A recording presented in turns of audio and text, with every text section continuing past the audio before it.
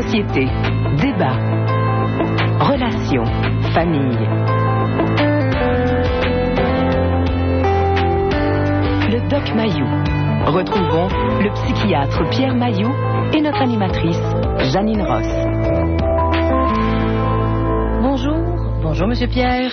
Madame Janine, que fait-on de bon aujourd'hui? Que fait-on de bon? On soulève un autre... comment je pourrais vous dire? D'autres bombes. C'est pas des bombes. En fait, c'est des constats. C'est des informations qui viennent d'ailleurs, mais qui peuvent amorcer des réflexions dont on peut... qui peuvent nous être utiles. Oui. C'est un éditorial, Pierre?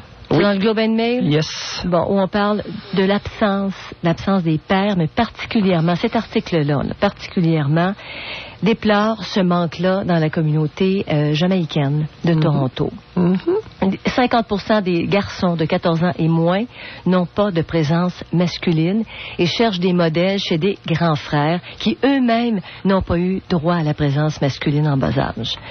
Et bon, parce qu'on parle de la violence, on parle des meurtres qu'il y a là-bas, puis le gouvernement, voyez-vous, il y a des membres de la communauté noire, la communauté jamaïcaine, entre autres, qui a fait des pressions auprès de Paul Martin. Paul Martin parle de resserrer les lois sur les armes à feu. Il parle d'un autre aspect là, de cette question. Attendez un petit peu. Mais il revalorise pas, puis il donne pas les...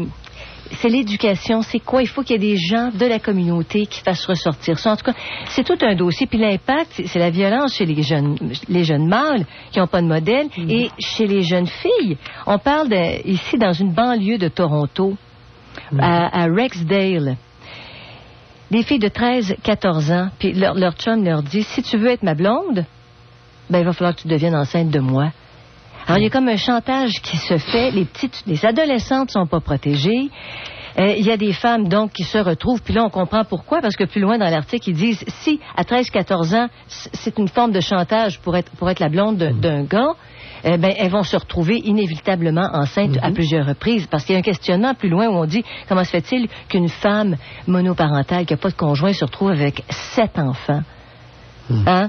En tout cas, il y a plusieurs autres points qui ressortent là-dedans. On parle de la vision de la masculinité qui glorifie la violence meurtrière.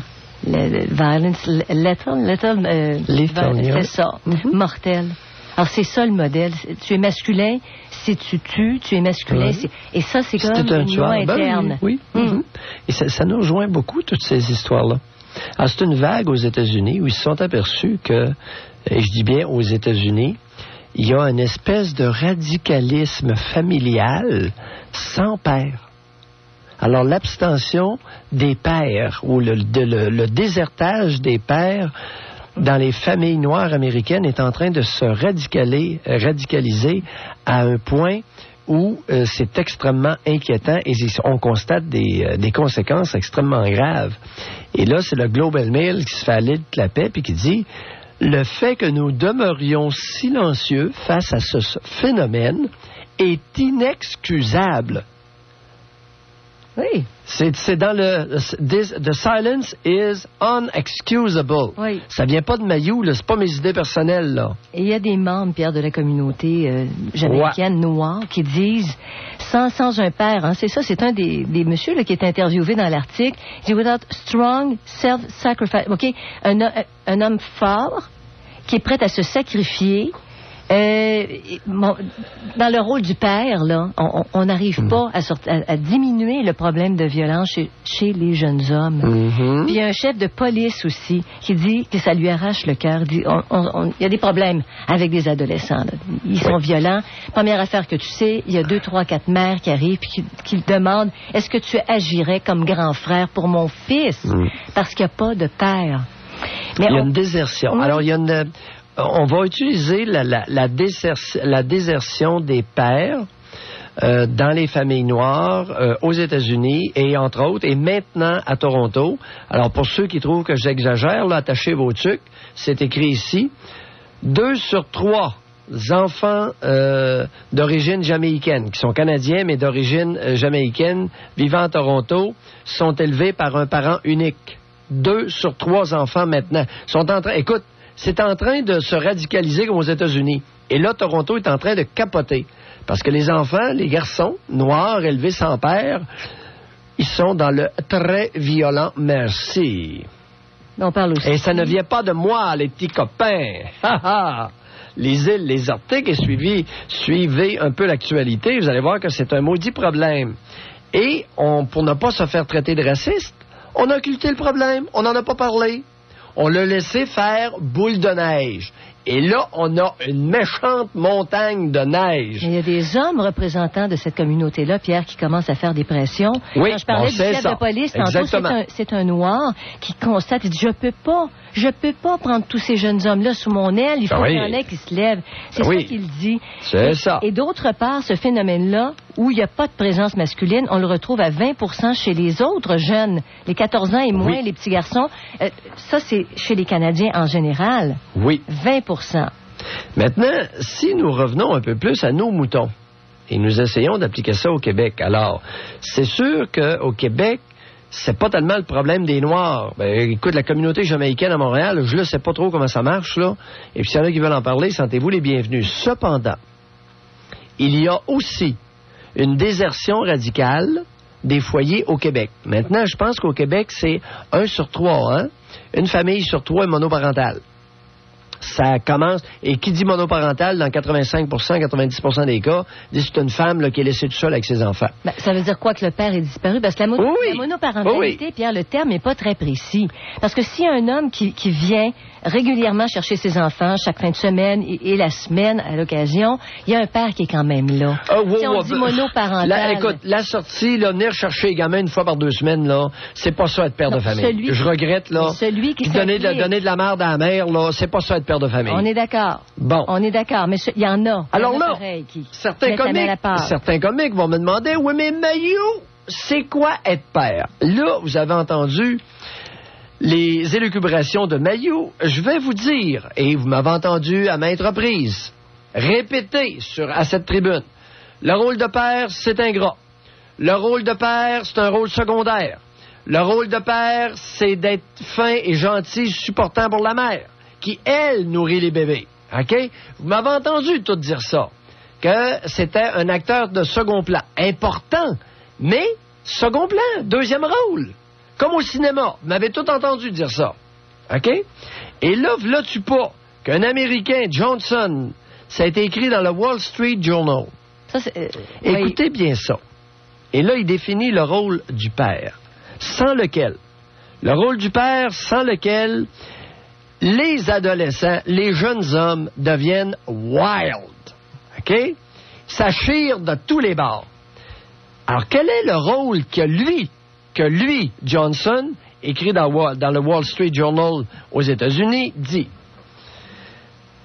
Le rôle de père, c'est d'être fort, self-sacrificing, c'est-à-dire ingrat, se sacrifiant. Oui. OK? Oui. Frugal. Et vaillant. Tiens.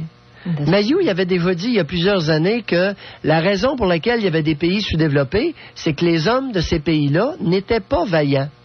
Ah, puis j'avais eu des courriels de bêtises, puis toutes sortes de patentes, puis là, Maillot, il avait traité les Noirs de pas vaillants, puis les Russes, les Latinos en Amérique centrale. Tu sais, j'en avais inclus pas mal, mais ce que je voulais dire, et ce que j'avais dit, c'est que la raison pour laquelle un pays ne se développe pas, c'est que les hommes se prennent le beigne.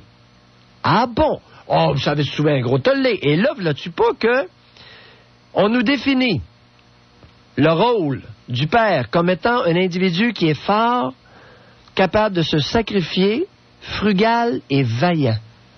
Tiens. Et c'est auprès d'un homme comme ça que les garçons trouvent, parce qu'ils parlent de modèle. Ouais. Ils en parlent de modèle. Ouais, frugal. Ça veut dire qu'un irresponsable qui gaspille tout l'argent, puis qui achète de la petite crise, de la petite dope, quand c'est pas de la grosse. Puis qui est un gambler, c'est pas ça frugal, là. Ça c'est un gaspilleux. Alors c'est l'inverse de ça. Tu sais, ça prend quelqu'un qui est capable de s'imposer, qui est capable de se tasser. Ben oui. Il faut qu'il accepte de jouer un rôle secondaire, pas de donner la mamelle au bébé. C'est pas ça le rôle de père. d'être frugal et d'être vaillant. Industrious. Vaillant. Vaillant. Travaillant. Alors, capable de prendre des décisions. Janine, cet éditorial-là, là, il m'a fait du bien en fin de semaine. J'étais à Mont-Tremblant et c'est tout à fait par hasard. J'étais assis aux côtés du foyer, puis il y avait un Global Mail. Je commence à feuilleter ça, puis tout à coup, je vois l'éditorial. Les nombreux enfants sans père dans les familles noires. C'est le titre de l'article. Ouais. C'est pas du racisme. Il y a un problème, les copains. On est mieux de s'interroger sur ce phénomène-là et aussi sur la désertion des pères québécois. Il y en a une désertion et elle est grosse. Que disent les jeunes hommes à ça? Tu sais, si on avait une tribune là, en après-midi où on rejoindrait des Alors, jeunes... messieurs, on s'attend à ce que vous vous teniez debout et non pas que vous soigniez des tapis à 4 pattes devant une gonzesse. On s'attend que vous soyez capable de sacrifice, d'un certain renoncement, de renoncer à jouer le rôle principal auprès de vos enfants, que vous soyez économe, frugal, que vous soyez capable d'économiser pour faire vivre votre famille, et que vous soyez vaillant, que vous soyez capable de vous grouiller le cul. C'est ça, le rôle de père. Oui. Pas joli, hein, Janine? Mais il y a une référence dans l'article, Pierre, ça m'a fait un petit peu sourire. Parce que vous l'avez souvent dit, ça prend un village pour élever un enfant. Mais eux autres disent, mais pas un village toxique, par exemple, où t'as la drogue, où t'as la violence, puis où t'as des modèles qui sont pauvres. Ouais. Alors là, le modèle masculin, c'est pas Mayou qui vous le définit. C'est le Global Mail et c'est le Wall Street Journal des États-Unis. Fait que là, venez chicagoner après-midi. C'est le fun, ça va être intéressant. Donc, la présence des pères. Est-ce que le rôle du père était-il plus valorisé, Pierre, avant? Mais quand je le vois, moi, les maudites pissettes molles qui sont venues m'engueuler quand je disais que la raison pour laquelle un pays ne se développait pas, c'est que les hommes n'étaient pas vaillants. Hey, je me suis fait critiquer en bateau pour cette phrase-là. Et là, là, vous êtes obligés de l'accepter, les copains. Venez pas porter plainte contre moi. C'est pas moi qui le dis. Je ne cite, et j'en ai été témoin. Achetez le Global Mail de samedi. Ceux qui le veulent, l'article, on vous le fera parvenir. On en a fait des photocopies, si vous ne croyez pas. Ce que ça semble dire dans l'article, Pierre, c'est que ça, de génération en génération, là, ça s'accentue, ce phénomène-là. Oui, la désertion c'est une contagion. Oui. Alors, une génération, le père déserte, la deuxième, il déserte encore plus, puis la troisième, ils sont tous partis. Mais Pierre, autrefois, là, quand il y a eu les grands conflits mondiaux, où les hommes partaient à la guerre, il n'y en avait pas non plus. Non, c'était remplacé. Non, mais j'essaie de faire un parallèle. Comprenez-vous? Non, parce que là, il y a d'autres problèmes. C'est que mais il y avait-tu, regardez... Les crottés sont irresponsables, se retournent de bord et vendent de la drogue à ceux qui suivent. Et en font des pusheurs. C'est ça qui se passe, là. Tu comprends? Mais pour un petit garçon... C'est que le crotté, là, le père qui déserte sa famille, il est pas parti à la guerre. Il n'est pas un modèle. C'est ça, c'est exactement ça. Modèle... il se retourne de bord. Trafic de cigarettes, trafic de drogue, prostitution, proxénète. Il y en a un blanc à Québec qui s'est fait pogner, là. Je lisais ça ce matin dans le Journal de Québec. Il vient d'être condamné. Proxénète. Alors, zéro modèle, tandis que le père qui va à la guerre, même s'il meurt, il reste un modèle. Voilà. Il y a quelque chose. Oui, puis on attend son retour. Alors, 790... Parce que le crotté qui vend de la drogue, là, on attend son tour. Je croirais pas. Alors, 790-0224, 1-800-667-52-41, on parle du rôle de père et de l'absence, les conséquences de l'absence sur les garçons et sur les filles. De retour au Doc Mayou. Retrouvons le psychiatre Pierre Mayou et notre animatrice, Janine Ross. Aujourd'hui, qu'est-ce que vous savez? Que savez-vous? Qu'avez-vous expérimenté de l'absence des pères sur le comportement de leur progéniture? Est-ce que les jeunes gars et filles élevés sans présence masculine, au moment où ils en ont besoin, ont des comportements d'agressivité ou affichent certains comportements qu'ils n'auraient pas s'il y avait eu un père? Alors, ce qu'on affirme dans l'éditorial du Global Mail, c'est que l'absence des pères est directement reliée à un taux très élevé d'échec scolaire, grossesse chez les adolescentes et violence. Puis ça fesse, puis ça tue. Alors là, venez pas nous dire cet après-midi, c'est basé sur des grands nombres, ça là. C'est sûr qu'il y a toujours une exception. Alors, appelez pas pour rien pour nous dire, oui, mais moi, il n'y a pas eu de père, puis ça a bien tourné. Oui, on est bien content. Mais sur des grands nombres, c'est catastrophique. Qu'on se comprenne. Alors, on va tout de suite à l'appel ce sont des études de groupe, et non pas d'individus.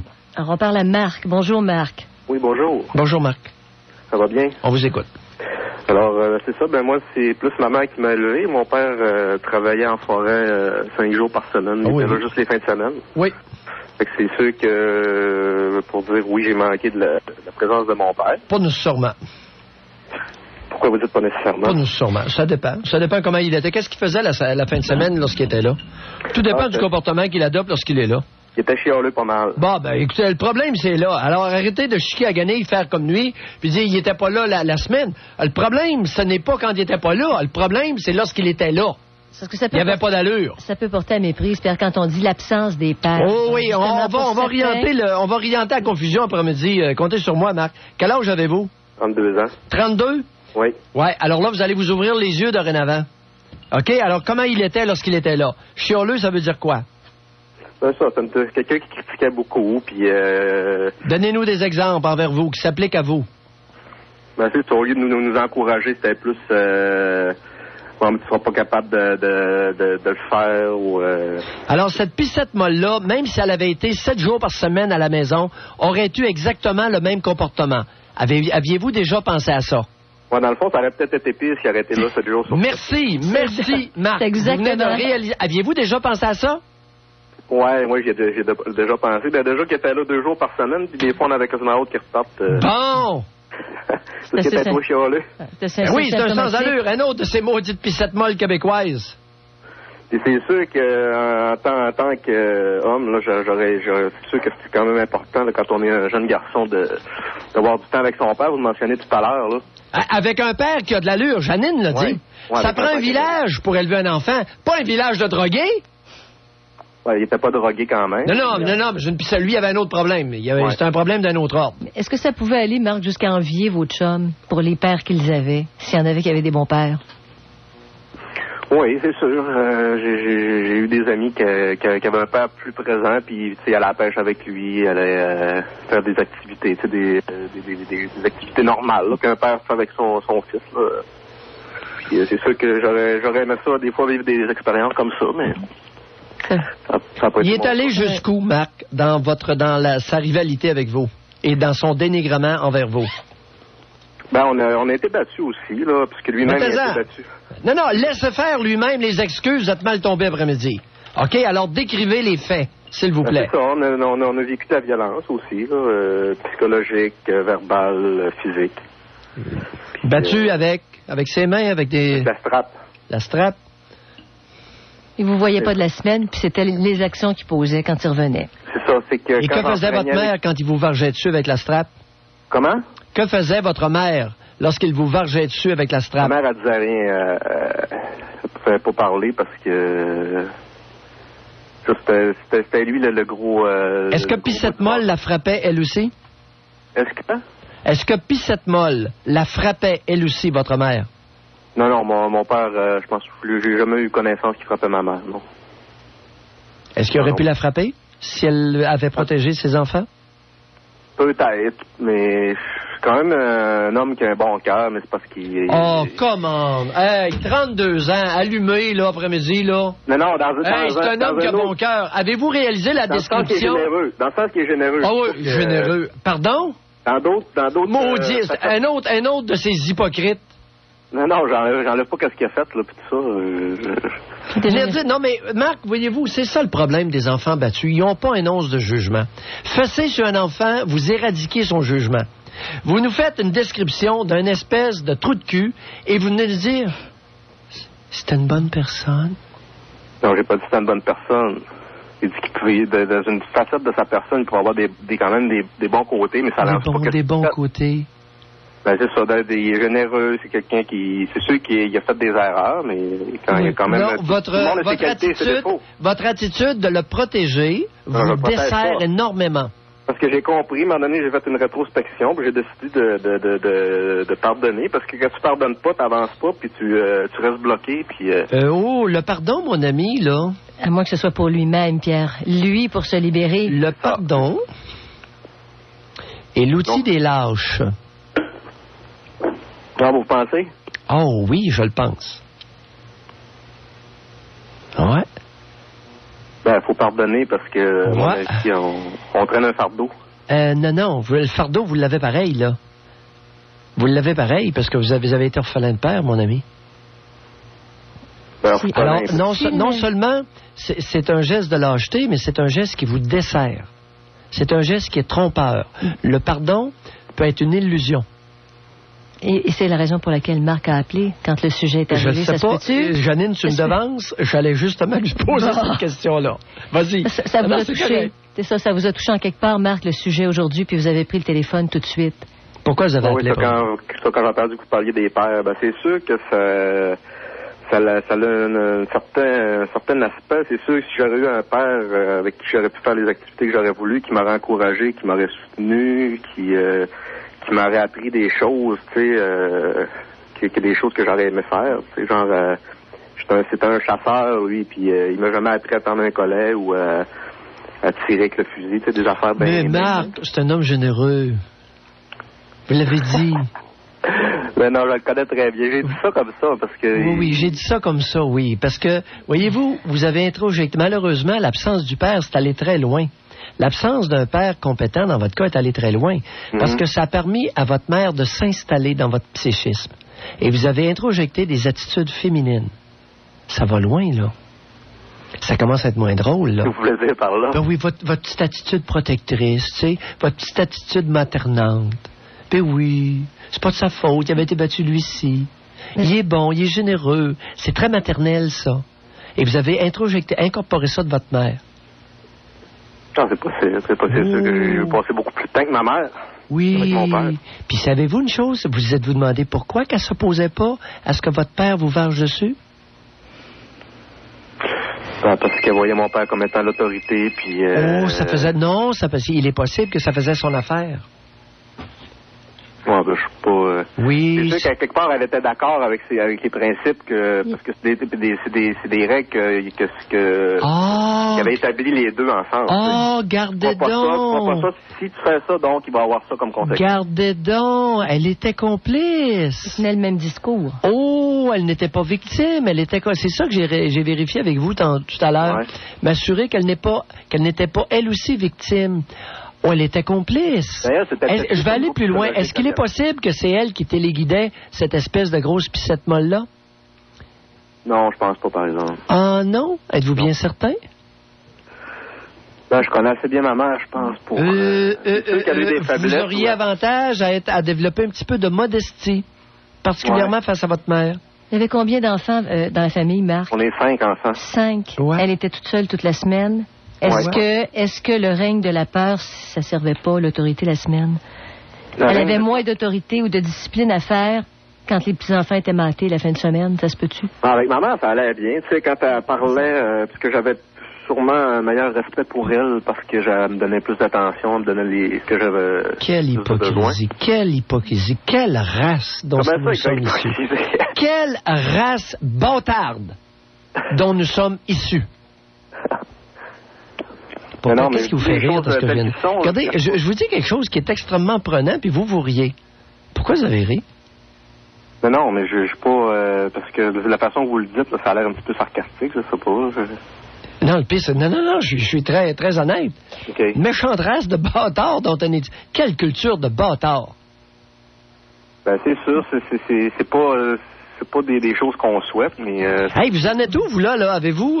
Qu'est-ce que vous faites dans la vie? Parlez-nous un peu de vous. Moi, j'ai fait des études. Pierre et Marc, on doit s'arrêter. OK, on revient à Marc. Marc, on va aller à d'autres, mais réfléchissez.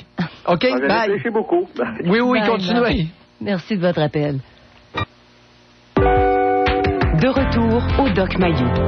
Retrouvons le psychiatre Pierre Mayou et notre animatrice, Janine Ross. Il y a des hommes de la communauté jamaïcaine à Toronto qui commencent à dire il n'y a pas assez de pères. 50% des pères désertent leur famille. Oui. On a besoin que ce problème-là soit mis sur la place publique pour qu'on arrive à trouver des solutions. Ouais. Alors, la présence du père ou l'absence des pères, avec les conséquences que ça a sur les comportements de leur progéniture, est-ce que vous, nos auditeurs, auditrices, vous avez vécu cette absence de présence d'un père ou d'un homme significatif? Comment ça s'est manifesté? Ou bien, comme dans le cas de Marc, de la présence d'un père inadéquat.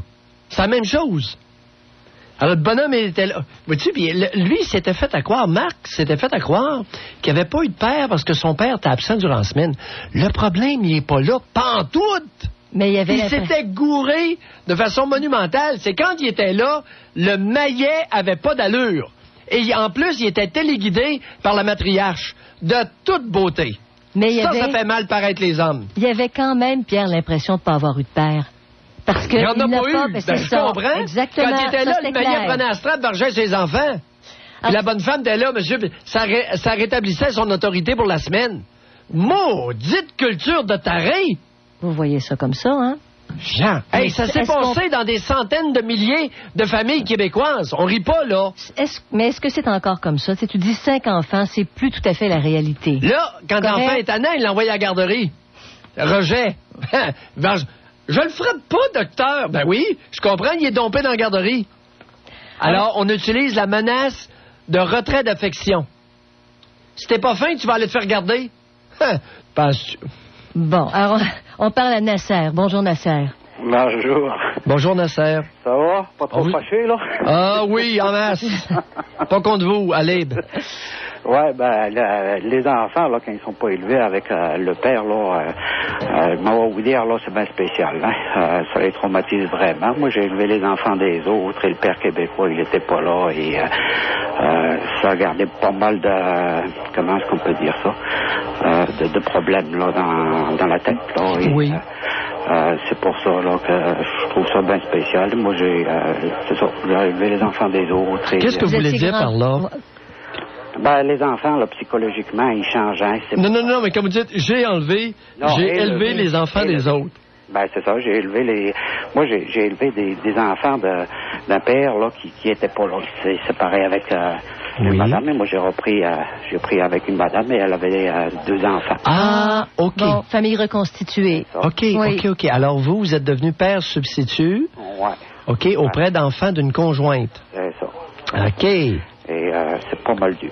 Ouais. Ça a été bien dur. Et quel âge avaient les gamins lorsqu'ils sont arrivés? 9 ans, à peu près 9 et 10 ans. Là. Oh là, là, c'est pas tout petit, ça, là. Ouais. Méchant pli qui est pris depuis plusieurs années. C'est ça. Et quelle sorte de moron de père ils avaient eu jusque-là? Quelle sorte de moron ils ont? Oui, quelle sorte de... Comment était le moron? Oh, c'est bien spécial, là. Moi, je le connais pas plus que ça, là, donc je peux pas juger. C'est pas mais qu'est-ce qu'on vous en a dit? Ben, il y en a qui disent du bien, il y en a d'autres qui disent du mal, et c'est ça, les parents, les enfants, eux autres, là, ils disaient du bien de leur père, mais quand c'était le temps qu'ils viennent les chercher, ben, ils attendaient toute la journée sur le bord de la porte, ils venaient pas jamais. Ils leur faisaient des promesses qu'ils ne tenaient pas. C'est ça. Ouais. Et une fois qu'ils sont devenus grands et qu'ils ont été bien élevés, ben là, ils les ont repris avec eux, parce que c'est rentable en ce temps-là, hein. Quel salaud! Typique des pissettes molles du Québec. Hey, il y en a une gang qui font ça. Je suis pris dans plusieurs dossiers, là, avec des pissettes molles. Aïe. Mais Nasser, est-ce que ça veut dire que les enfants vous ont pas adopté? Ils ont pris le meilleur? Comment vous expliquez ça? Ben, c'est ça. Ils ont pris ce qu'il y avait de bon, et après...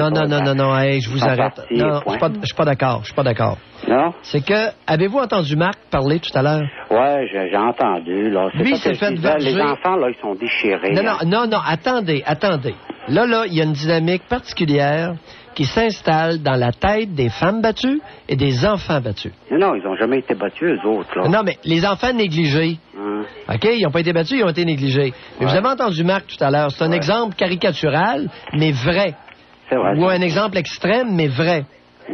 Alors, il a été vargé à coups de strap quand il était jeune, mais il voit son père de façon positive. C'est un homme qui a des bons côtés. C'est un homme qui est généreux. Comprenez-vous? Oui. Et ça, c'est typique des enfants négligés, malmenés, maltraités et battus. Et ça, je suis entièrement d'accord avec ça, parce que c'est ça, leur père, c'était le bon Dieu, c'était tout, c'était ci. Oui. Et moi qui leur donné 10 ans de ma vie, et que je me suis rendu malade à cause de ça, et moi, je suis un bon rien, je suis ci, je suis ça. C'est ça. Ouais. C'est comme ça que ça marche. C'est pour ça que je vous dis que le rôle de bon père est un rôle ingrat. Oh, c'est plus qu'un gros. Et ça vient du Wall Street Journal. Mais c'est un rôle, pour le père, un rôle de sacrifice. Mais si on dit ça, Pierre, si on prend ce terme-là, ingrat, Nasser a joué un rôle au moment où c'était crucial pour les petits garçons. Oui. Ils sont quand même partis avec leur père, mais ça veut pas dire qu'ils vont pas revenir à Nasser un jour puis lui dire, hey, finalement, c'était toi. Quand tu dis c'est ingrat, ça se peut-tu? Janine, faut pas rêver en couleur, là. Non plus, mais Non. est-ce que ça se pourrait? Ce serait un scénario. Actuellement, il le vit de façon... Bon, c'est dur, là, pour Nasser? Non, Qui c'est va pas revenir. plus dur parce que Non, moi, non, c'est pas parti de la guerre, Nasser. j'ai un enfant et c'est moi qui j'ai tout arrêté de travailler à l'extérieur et c'est moi qui le garde, c'est moi qui l'élève et C'est ça. je m'en occupe et on est bien ensemble, c'est tout, c'est ma récompense. Le reste, c'est pas important. Bon, C'est ça. c'est des erreurs. Le rôle de père est un rôle d'abnégation. C'est ça que je cherchais le mot pour self-sacrificing. Abnégation. Tu t'attends à rien en retour. C'est ça. C'est un rôle ingrat. C'est un rôle d'abnégation. C'est pas compliqué, là. C'est en plein ça. J'en ai un, là, qu'on est bien ensemble et ça va bien. Excellent. Je l'élève du mieux que je peux. C'est dur au Lac-Saint-Jean. Pardon? C'est dur au Lac-Saint-Jean, mais bon. Mais est-ce que c'est un des deux garçons, ça? Mais non, ça, c'est le mien, celui-ci. Non, c'est un le autre. dernier, c'est le mien, ça. Vous êtes le père biologique. Oh, oui. Et, ça, là, c'est ma récompense, là, de 10 ans de... Bon. Excellent, Nasser. OK, Bye. merci. Merci à vous. Alors, on continue parce que ça touche autant les filles, là, les adolescentes, quand il n'y a pas de présence paternelle. C'est la même affaire. Alors, on parle à Annie. C'est pour ça que ça interpelle autant les femmes que les hommes. Bonjour, Annie. Bonjour à vous deux. Bonjour, Annie. Moi, j'ai déjà été dans cette situation-là, d'avoir un père qui est présent, mais on peut dire qu'il est absent, une mauvaise... Non, un père présent n'est pas absent, OK? Trouvez d'autres mots. Alors, qu'est-ce qu'il y avait? Il était présent, mais il y a un mais en quelque part. Il n'était pas fonctionnel. C'était pas une bonne façon de fonctionner avec ses enfants. OK. Mais là où je veux en venir, c'est que moi, maintenant, j'ai un fils et son père a fait une déchéance parentale. Donc, il a quitté, il a abandonné son enfant. Oui. Moi, je me demandais particulièrement s'il y avait une possibilité, quelque part, un moyen. Justement, il y avait le substitut d'un père qui était possible, mais si moi, nécessairement, j'ai pas une vie avec une autre personne, un conjoint, un homme, nécessairement à côté de moi, est-ce que vous croyez vraiment qu'il va aller dans cette direction-là si négative que vous dites? Vous n'avez pas le choix, vous êtes obligé de trouver des substituts paternels, sinon vous allez vous ramasser soit avec un homme totalement castré, une espèce de momoune exemplaire, ou un truand. Donc un grand-père, un oncle qui pourrait tenir la place du père, c'est ça? Ben, pas comme ça, Janine, pas présenté comme ça, pas tenir la place. Ben là, je dis un mot, Pierre, je dis juste un mot. Oui, est-ce que le grand-père pourrait être une solution? Non, mais plusieurs hommes. Oui. Ça peut être l'impliquer. Ce qui est bon, là, c'est d'impliquer ces gamins-là dans des équipes sportives où vous sentez qu'il y a des hommes qui ont de l'allure, qui feraient autour de l'équipe sportive. Bien, donc, moi, de cette année, je l'inscris dans un jiu-jitsu qui est un commencement de prévention pour lui-même, là, une autodéfense qu'on appelle, mais c'est aussi pour l'aspect spirituel. Et il est avec deux instituteurs, deux entraîneurs, c'est des hommes. Je les ai avertis justement de sa situation, puis je trouverais ça bien qu'il y ait un bon rapport. Moi, c'est sûr que je trouve derrière. Mais là, regardez, là, ça marche pas votre affaire, là. Non. Non. Là, vous allez vous confier à des étrangers que vous ne connaissez pas. Vous les mettez en garde. C'est votre responsabilité d'adulte d'évaluer la qualité des hommes qui côtoient votre gamin. Et non pas prendre le gamin, l'inscrire à un cours et le confier à deux hommes parce qu'ils sont des hommes. Il y a un petit paquet de pédophiles qui rôdent. C'est pour ça, Pierre, que je parlais. T'sais, des fois, des hommes proches, un oncle, le grand-père, au moins, t'es connais. C'est pour ça que, dans le fond, que je disais ça. Ah, mais il y a un paquet de grands-pères qui sont pédophiles au Québec. Aussi, mais là, quand même. Hey, Pierre... Moi, je dis que mes fréquentations alentour, ma famille non plus ne correspond pas du tout à ce que je crois qu'un homme peut être. Un homme, je parle. Voilà. Un père. Moi, ça me convient pas de ce que je vois. Et j'ai pas dit non plus que je l'ai mis entre les mains de ces gens-là. Je leur ai expliqué la situation et je suis absolument derrière eux pour voir justement la façon dont ils agissent avec mon fils. Avant de vous livrer à vos explications, Oui. Avez-vous eu la chance de les côtoyer suffisamment pour être raisonnablement certaine qu'ils ont de l'allure? Jamais. Oh non, jamais. Et c'est pour ça que je suis présente à chaque cours de mon fils. OK. Bon, allez. Bye, Annie. Bonne chance. Avoir l'œil. Bon, merci. Ah, au moins, c'est une déjà ça. C'est déjà ça. Oui. Retrouvons le psychiatre Pierre Mailloux et notre animatrice, Janine Ross. On parle de plus en plus de l'impact de la désertion des pères dans les familles, sur le comportement des jeunes garçons en particulier et des filles. En votre père, est-ce qu'il vous a manqué? Chez les filles, c'est principalement échec scolaire et grossesse chez les adolescentes. Et la propension à se faire battre lorsqu'elles ont 17, 18, 19 ans par des espèces de malabares. C'est pas peu dire. Ça passe plus sous silence, par exemple. Est-ce que le lien est pas plus facile à établir entre le fait que le père est absent puis le petit gars est plus agressif? Déchaîné. Le lien est tout de suite, c'est immédiat. Hein? L'agressivité masculine a besoin d'être encadrée à l'adolescence. Sinon, elle devient wild. Elle devient... C'est sauvage. Oui. Alors, on parle à Véronique. Bonjour, Véronique. Bonjour. Bonjour, Véronique. Oui, donc moi, c'est pour le sujet d'aujourd'hui. Mon père est parti quand j'avais 1 an. Oui. Ma mère nous a élevés, on était 3. Oui. Moi, 1 an, 3 ans et 5 ans. Oui.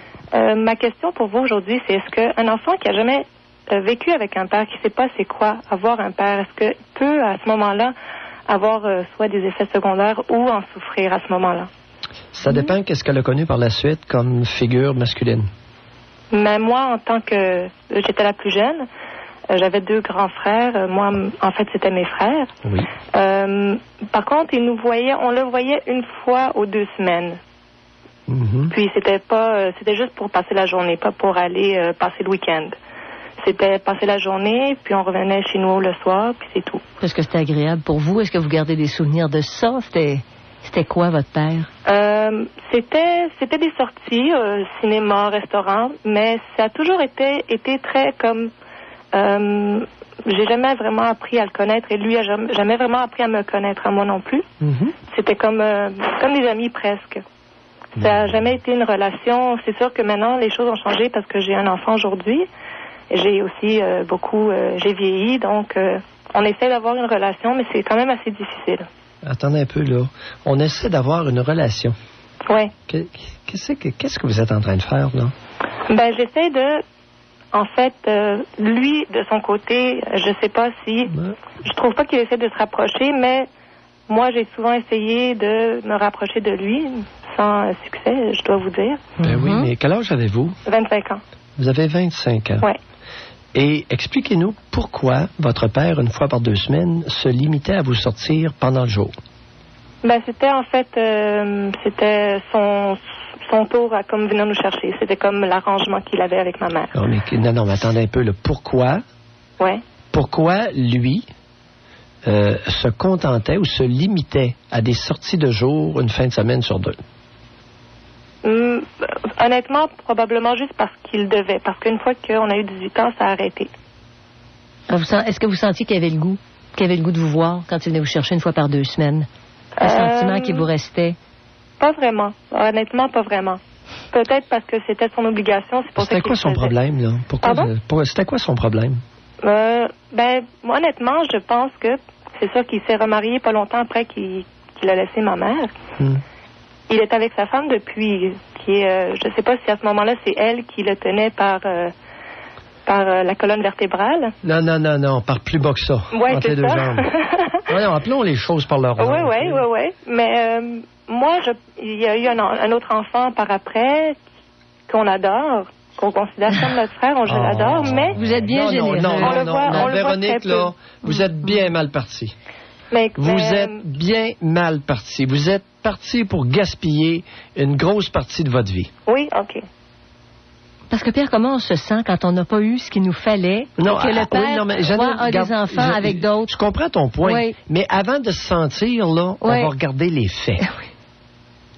Tu sais, je comprends que tu es une femme, là, puis qui est, bon, les émotions, là, mais d'abord, on part avec les faits. Parce que là, vous êtes mal parti, Véronique. Il y a un autre enfant, là. Il s'occupe pas. Il y a des faits là-dedans. Il ne s'occupe pas de ses propres enfants. Les 3, il les voit 1 fois par 2 semaines. Puis il y a un autre enfant qui vient. Bon, analysez ça comme vous voudrez. Non, on continue. Non, ça se limite pas à ça, Janine. Je sais. Et là, il y a la gonzesse là, qui est dans le décor. Et là, Véronique nous dit, ben oui, mais c'est une piscette molle qui était téléguidée par la gonzesse. probablement. Oh, ça comment? Les faits, là, on va remplir la table de faits, là. Hein? Et là, vous essayez à 25 ans de prendre cet estrogot-là puis d'essayer d'en faire un grand-père pour vos enfants. Je vous vois venir, là. Honnêtement, mon fils a déjà des grands-parents extraordinaires. Bon. Est-ce qu'il y a un père? Oui. Bon. Alors, le grand-père maternel, on va l'oublier, là, ça commence à presser. Tu sais, les guenilles, on traîne pas ça. C'est ça que je voulais savoir. Est-ce que je devrais... Une guenille, on traîne ça pour torcher le plancher. Est-ce que c'est clair? Oui, pas de problème. Aïe. Merci. Je sais que c'est ça qu'on voulait savoir. Floche, ça presse. C'est ça. Alors, elle a l'absolution. De retour au Doc Mayou. Retrouvons le psychiatre Pierre Mayou et notre animatrice, Janine Ross. La désertion des pères avec la conséquence sur les comportements des jeunes, des ados et sur l'avenir de ces jeunes garçons et de ces jeunes filles. Mais Pierre, pour savoir si un père a bien fait ce qu'il avait à faire, est-ce qu'on peut demander... D'abord, est-ce qu'on ressentait qu'il avait le goût d'être père? Non. Ça peut-tu... Non, tu dis, c'est pas au niveau des émotions. Pour un enfant? Non, là-dessus, non. Les histoires de sentiments, là, c'est pas... Le Wall Street Journal, ça vient pas de moi. Ça prend quelqu'un qui se tient debout. On n'est pas dans le domaine des émotions, là. Ça prend quelqu'un qui est fort, c'est-à-dire quelqu'un qui est à la verticale. Au Québec, quel est le pourcentage d'hommes qui se tiennent debout? Ben là, tu viens t'élimines 3 hommes sur 4? C'est de la mitaine, puis on cultive la mitaine au Québec. N'est-ce pas? C'est quelqu'un qui est capable d'abnégation, qui est capable de sacrifice. Il n'y a pas d'émotion là-dedans, là. C'est quelqu'un qui est frugal, qui est responsable, qui est économe, si tu fais un sacrifice, qui dépense pas. OK, Pierre, mais si tu fais le sacrifice... Et c'est quelqu'un qui est vaillant. Correct. OK, c'est vos 4 points. C'est vos 4 points. C'est pas dans l'émotion, là. Mais Pierre... On n'est pas dans l'émotion lorsqu'on parle du rôle de père. On va parler des motivations d'abord. Pour aller jusqu'au sacrifice, l'abnégation, si tu le fais avec la grande face de bœuf et puis que ça t'étouffe de faire ce rôle-là, comment les enfants vont le percevoir? Ben, si tu te tiens debout, si un homme seulement le fait de se tenir debout à la verticale, OK, puis d'être vaillant, c'est déjà énorme. Mais je veux bien. C'est plate comme ça. Le rôle de père, c'est pas un rôle de mère. Mais il faut que tu aies le goût de le jouer pareil, Pierre. On n'est pas dans le maternage. T'sais, on est dans la vaillance, on est dans la droiture, on est dans la colonne vertébrale. C'est plate, mais c'est ça que ça prend. Qu'est-ce que tu veux que je te dise? Tu peux avoir toutes ces caractéristiques-là, Pierre, et ne pas avoir le goût d'être un père. Ben, à ce moment-là, t'es pas obligé de te reproduire, mais... Mais c'est ça, mais des fois, c'est fait. Alors, c'est pas ça. T'es pas obligé de copier, tu peux te masturber, ils ont fait pareil. Mais c'est pas ça. Tu vas aux danseuses. Bon, c'est correct. OK, bon, alors on va à Sylvain. Sylvain, bonjour. Oui, bonjour, M. Mayou. Bonjour, Sylvain. Mme Ross. Ça fait tout d'un an que je vous écoute. Il y a beaucoup de choses qui m'interpellent puis que j'ai jamais eu la chance de vous appeler. Lâchez-vous. Ben aujourd'hui, ça tombe direct dessus. Oui. Ça se trouve que la semaine dernière, j'ai été j'ai comme vous voulez de mettre mes culottes que j'ai foutu mon père dehors. Vous avez foutu? Mon père dehors. Arrêtez donc. Ouais. Il y a quel âge, le bonhomme? 73. 73 ans. Ben, et vous avez? En parfaite forme, le monsieur. Oui, lucide au coton. Et bon, OK, il y a tout ça avec. Mais vous l'avez foutu dehors de quoi? De sa maison? De chez moi. Ah oui, qu'est-ce qu'il faisait là? Il essayait de savoir quoi faire pour m'aider, sûrement, mais il faut rien jamais pour m'aider dans le sens que j'ai besoin d'aide souvent. Quand il vient me voir, mettons, chez moi. Souvent, je suis habitué de le voir arriver avec ses valises, puis il demande s'il y a un char qui marche pour s'en aller. Fait que j'ai jamais eu autre chose. Un bon Québécois, il s'est têté. Eh, boy. Hein? Un têteux, un veau, comme je les appelle affectueusement. Ça fait 10 ans que ça dure, ça. Non. Il vient vous chercher de l'aide. Là, j'étais en train de planter, d'essayer d'avoir cru en quelque chose que je me sens que c'est du néant. Du néant. Puis des émotions, c'est sûr que, bon, ça n'en fait vivre, peut-être, oui. Là, j'ai crissé mon père dehors, excusez le mot. Hein. En fait, non, pas vous excuser. Fuck. Parce que le verbe crisser, c'est dans le dictionnaire. Ben, c'est pour ça que je vous admire pour une affaire, parce que vous avez pas peur de chercher les mots crus, même vous. Je vous écoute souvent, puis oui, vous avez le don d'aller chercher les affaires comme elles sont. Oui. Puis c'est un peu à cause de ça qu'aujourd'hui, j'ai peut-être un peu plus d'homme en dedans de moi que mon père. OK. Apprendre à vous écouter au travers... je reste un petit coin assez loin, creux dans le bois, là. Oui. Je suis encore chanceux, j'ai l'AM, j'ai pas l'Hydro-Québec, j'ai pas l'eau courante. Comprenez-vous un peu l'aide que j'ai à boire un petit peu de mon père, un petit niveau? Puis ils en viennent vous têter en plus. Je vois mes amis alentour un peu de mon âge, puis tout ça, bon, ils ont déjà une maison de décoller, ils ont un petit coup de main, façon de parler, il y a une supervision, un support moral. Oui. Non, le sens contraire, c'est qu'il va voir sa petite blonde, puis qu'il se fait arracher de l'argent. Aux dernières nouvelles, ça t'offrait pas loin de 70 000, voyez-vous. Pardon? Il lui aurait donné? Oui, comme que M. Mailloux dit souvent, quoi il molle, ou je sais pas trop. Là. Mais à vous, il ne vous donnerait rien. Pardon? Mais à vous, il ne vous donnerait rien. Un souper, il va me donner un 20$ de gaz de temps en temps. Ou il va me demander d'aller le chercher à l'aéroport, puis c'est à peu près tout. Après ça, un coup qu'il vient ici, je le vois pas. Il se promène, il fait ce qu'il a à faire, je crois. Et quel âge avez-vous, Sylvain? Moi, je viens d'avoir 39 ans. 39 ans? Mm-hmm. Je suis pas mal tout seul dans la vie, un peu, là. Mm-hmm. Je vis des choses un peu aussi... comment je peux dire ça? Je vis des affaires dans le peuple québécois direct, là. Pardon? Je vis dans un petit coin du Québec où je dirais que le taux d'alcoolisme est assez élevé. Puis vous? Je vis du mépris et du dénigrement par des jaloux méprisants. Oui. Puis là, mon père, il se met à croire un peu qu'est-ce qui se roule alentour aussi. Regarde, mon père, on n'arrive pas à se parler, puis tout ça, en fait, que je l'ai crissé dehors. Parfait. Là, je vis encore un petit peu plus de mépris par certains parce qu'ils ont su que j'ai crissé mon père dehors. Excellent. Et ceux-là, mais tabarouette, de quelle tournure que ça peut prendre, là? C'est des amis ou de la famille, Sylvain, qui vous critiquent, là, pour ça? Ça, c'est du local. C'est du local qui ne connaissent pas votre père? Mon père, oui, c'est ça. Mon père, c'est des amis à mon père d'ici, c'est ça. Ah. Du monde de mon âge. C'est ça, il y a sa petite cour. Ouais. C'est du monde de mon âge, oui. Ouais.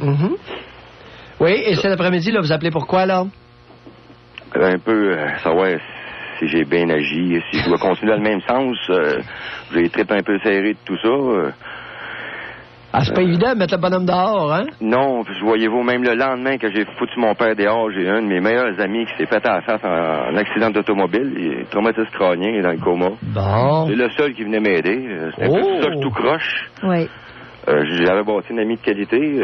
Voyez-vous, la vaillance, on va l'apprendre. Vous comprenez ce que j'ai dit à Véronique tout à l'heure, là? Oui. Elle a 25 ans. Oui, j'ai compris. Vous, si à 25 ans, vous aviez expulsé cet homme-là dehors au lieu de croire, essayer de vous faire croire que possiblement, un jour, il va être correct avec vous. C'est ça qu'est la tragédie, là. Regardez ça, vous avez perdu 20 ans, vous, là? Oui, complètement. Même, je recule jusqu'à l'âge de 13 ans, le moment où je me suis fait placer. Ça m'en fait vivre jusque-là. Mais... Ouais. Il vous a placé? Ma mère, mon père, oui, c'est ça. Ils disaient, on n'a plus qu'à rien faire avec ça, prenez ça, faites-en quelque chose avec, oui. Alors, excellent. Et là, dorénavant, qu'est-ce que vous allez faire, là? J'essaie de continuer de trouver des solutions qui sont pas trop larges. Ma marge de manœuvre est très, très, très raccourcie. Oui. Puis, j'ai pas le goût de le revoir. Oui. Et vous vivez de quoi, là? Pardon? Vous vivez de quoi? L'aide sociale. Vous êtes sur l'aide sociale? Oui. Avez-vous déjà travaillé? Avez-vous des... Oui, j'ai de l'expérience, j'ai du talent. C'est un peu pour ça, je dirais que j'ai de la misère un peu ici. Ils ont de la misère ils ont peut-être de la misère à se faire dépasser. J'ai des talents en mécanique, en menuiserie. Je peux exceller dans le bas des shops. OK. Excellent. Faites-vous aller dans votre coin. Oui, je continue, puis je sais que je peux m'en sortir. Bye, Sylvain. Merci, salut. Comptez sur lui. Il a espéré jusqu'à aujourd'hui avoir de l'aide de son père, puis c'est jamais venu. Tu comprends pourquoi ma réaction, Véronique, là? Oui. Parce que dans 20 ans d'ici, là, elle va être encore en train de têter en quête de paternage adéquat. Elle va avoir impliqué son enfant là-dedans et le bal continue. Non. On arrête ça, ces choses-là. Tandis que si elle ne voit pas le grand-père, ben peut-être que ça va changer la lignée. Puis le premier, là, notre Marc, j'ai pardonné à mon père. Hey, il a pardonné. L'enfant pauvre de la réflexion. Outil de lâcheté qu'elle a pardon. Signé Manon Lépine, celle-là. Pardon, oui. C'est l'annonce qu'il avait sorti. Oui, l'enfant pauvre de la réflexion, le pardon, oui. Hein. Mais c'est un outil de lâcheté. Oui. On parle à Maryse maintenant. Bonjour, Maryse. Allô? Bonjour, Maryse. Bonjour. Aujourd'hui, j'appelle pour mon conjoint. C'est mon conjoint qui a perdu son père à 9 ans. Oui. Puis, lui, disons que dans l'adolescence, je pense qu'elle a beaucoup, beaucoup manqué. Maintenant, il a presque 30 ans, là. Mm-hmm. Mais disons qu'il a passé par pas mal de choses, par des maisons de transition. Une maison de transition quand il avait 16 ans. Ça, il est devenu délinquant? Oui. Ah oui. Eh oui. Pas de père, la délinquance augmente, ça c'est automatique. Oui. Et vous êtes ensemble depuis un bout? 3 ans. 3 ans. 3 ans. Maintenant, maintenant, on va avoir un deuxième enfant, là. C'est sûr que, disons que ça a pris comme plus longtemps peut-être qu'un gars normal, là, à s'assagir, peut-être, là. Ça a été quand on a eu notre première fille, là, qui a commencé à vraiment faire ses affaires, puis avant ça, là... Qu'est-ce que vous voulez dire à faire ses affaires? À s'occuper vraiment de lui, là, en laissant tomber les amis qu'il y avait autour un peu, là, qui avaient bâti avec les années, mais qui n'étaient pas bonnes, là. Ouais, et prenez de potes? Ouais. Moi, ça se fait que je devine ça, ces choses-là. Ça doit être rare. C'est pour ça que je devine. Pas rien que le pote, là. Cocaïne? Il était dans le poudre aussi? Ouais. Ça vous a pas fait peur? Ça vous a pas fait peur, Maryse? Je l'ai su après. Il vous l'avait pas dit. Ben non, ils s'en vendent pas. Ouais. Ils s'en vendent pas, les coquins. Hein? Non. Et là, qu'est-ce qu'il fait dans la vie, là? Qu'est-ce qu'il fait, gagner à crotte? Il travaille dans les automobiles, là. Il travaille 40 heures semaine. Depuis notre première fille, je pense que c'est vraiment placé, là. Mais c'est sûr que c'est toujours dur, là, quand les autres amis viennent. Mais... Oui, 40 heures semaine, il travaille pas assez. C'est pas beaucoup pour un homme. Il travaille... 40 heures semaine, là, c'est pas gros pour un homme qui est en forme. Oui. C'est des semaines de femmes. Il travaille. Oui, c'est sûr. Ouais, ça lui laisse trop de temps libre, puis là, les chums appellent, puis c'est le petit joint, puis ça aligne de pas. Maintenant, c'est tout fini, par exemple, ça. Ouais. Il les voit plus. Il prend-tu encore son pote? Non. Non, plus de pote non plus? Non plus. Qu'est-ce qu'il fait de ses temps libres? Parce qu'il en a pas mal, à 40 heures par semaine, là, ça donne beaucoup de temps libre. Il est avec sa fille, surtout, je pense. Ben non, là, c'est avec sa fille. Il joue avec. Ben oui, mais elle a quel âge, là? Elle a 1 an et demi. Ben oui, mais c'est une job de femme, ça, là. Je suis toujours inquiet quand un homme se met à materner des bébés. Vous devriez le savoir, j'aime pas ça. Êtes-vous à la maison? Un homme, c'est fait pour travailler. C'est pas fait de donner à mamelle puis s'amuser avec des gamins 4 pattes à terre. Êtes-vous à la maison, Maryse, aussi? Moi, je travaille. Oui. Je travaille avec ma fille, par exemple, la semaine. Je la fais pas garder, là. Je la garde avec moi. Ah oui, et qu'est-ce que vous faites comme travail pour pouvoir garder votre fille avec vous? Travailleuse autonome. Et dans quoi? Dans quel domaine? Dans l'alimentation. Vous faites ça à la maison? Non. Non. Attendez, soyez un petit peu plus, parce que c'est important ce que vous dites là. Alors, vous allez travailler, vous emmenez votre très jeune enfant avec vous. Dans quel genre pour faire comprendre aux auditeurs qu'il y a du monde qui se débrouille pas mal bien puis qui ouvre des avenues. Comment ça se passe, là? Je vais dire, là, j'ai une boulangerie. Oui. Je garde ma fille avec moi. Oui. Vous aviez déjà appelé, Maryse, hein? Ça se peut-tu? Oui. Oui. Puis vous travaillez beaucoup, vous colliez des heures incroyables. Oui. Pour démarrer la boulangerie. Oui. OK, parfait, ça. Puis un autre petit bébé qui est arrivé ou qui s'en vient? Qui s'en vient. OK, excellent. C'est bon de travailler. Puis le 40 heures, votre conjoint se passait. Il travaille... Un homme de 30 ans qui fait seulement 40 heures par semaine, il se pogne le beigne. Ça n'a pas de bon sens. Il travaille à l'extérieur. Quand il a fini de travailler, mais il vient m'aider ici. Merci. Là, et il rajoute combien d'heures? Il travaille à peu près 2 heures le soir en plus, puis il travaille le samedi avec moi. Bon, alors ça fait 10, un bon 15 heures de plus? Oui, à peu près. Et là, on monte à 55 heures. Ça commence à avoir de l'allure, Maryse. Bye! Non, les hommes, c'est fait de travailler. Autrement, là, ça n'a pas de bon sens. L'oisiveté est la mère de tous les vices, c'est ça, Pierre? Non, écoute, il l'a dit, ça vient pas de Maillot, c'est dans le Wall Street. Industrious, la vaillance. Alors, ça prend ça. Une valeur qui est à revaloriser peut-être. C'est comme ça qu'on construit un pays. C'est avec la vaillance des hommes. Tous les vents. De retour au Doc Mayou. Retrouvons le psychiatre Pierre Mayou et notre animatrice, Janine Ross. Alors, la désertion des pères et son impact sur les comportements des jeunes garçons, des jeunes adolescents, des filles aussi. Votre père vous a-t-il manqué? Janine? Oui. Juste un petit... Raymond nous a envoyé traducteur. Et hier, j'ai mentionné le mot apoptose. A-P-O-P-T-O-S-E. Et il a retrouvé dans un dictionnaire spécialisé la définition. C'est un processus actif d'autodestruction par fragmentation de certaines cellules, exemple les lymphocytes, aboutissant à leur phagocytose, c'est-à-dire au fait qu'ils vont être mangés par les autres. Alors, c'est comme contrairement à cette mort cellulaire, contrairement à la nécrose, n'est pas consécutive à une agression extérieure, mais génétiquement programmée. Alors, l'apoptose, c'est un peu l'implosion, Ça ratatine et ça disparaît. Bon, puis ça, vous avez mentionné ça dans le cadre où le stress provoquait des dommages cérébraux chez les bébés. Oui, par apoptose. Alors, ou bien la cellule ne se formera pas, ou elle se forme puis elle... OK, alors, cette précision étant dite... Oui, merci Renaud. Oui, ben on a oui, des c'est gentil, hein? Oh oui, c'est un traducteur, puis il y a tous les dictionnaires à ça. Parce que dans les Larousse ordinaires, le mot apoptose n'y est pas. Et c'était pas un néologiste, c'était pas un mot inventé, là, mais un mot bel et bien utilisé. Bon. Que j'ai... Puis j'ai une précision à vous demander, Pierre, aussi. Par rapport... j'ai aussi une précision par rapport à l'appel précédent. Oui. Maryse nous parlait de son conjoint qui est devenu père, il va être père pour une deuxième fois. Il va avec une jeune femme qui est travaillante. Elle est très travaillante. Oui. Lui a perdu son père, il a eu de la difficulté, il commence à s'en sortir. Le fait d'être avec une femme, ou pour l'inverse aussi, là, quelqu'un de travaillant, est-ce que ça peut stimuler cette énergie-là de travailler, de gagner, de la fierté que ça engendre? Non, pas tellement. C'est pas... Non, surtout quand ça vient d'une femme. C'est qu'un homme... embarque, par exemple, dans le cas de Marie, son conjoint embarque, là. La plupart des hommes sont très peu impressionnés par l'exemple féminin. Il faut que ça vienne d'un homme. Mais c'est peut-être avec une femme qui est travaillante. Est-ce que ça peut contrer certaines lacunes de l'éducation? Non, souvent même, chez beaucoup d'hommes, c'est qu'ils s'assoient là-dessus et ils deviennent paresseux. Bon, ça amplifie. Oui, ça amplifie. Ça peut amplifier le problème. Et très rarement, la vaillance féminine va être inspirante pour des hommes ou des garçons. Bon, c'est plate, mais c'est comme ça. Il y a des espèces, il y a certaines barrières, et je dirais quasi biologiques.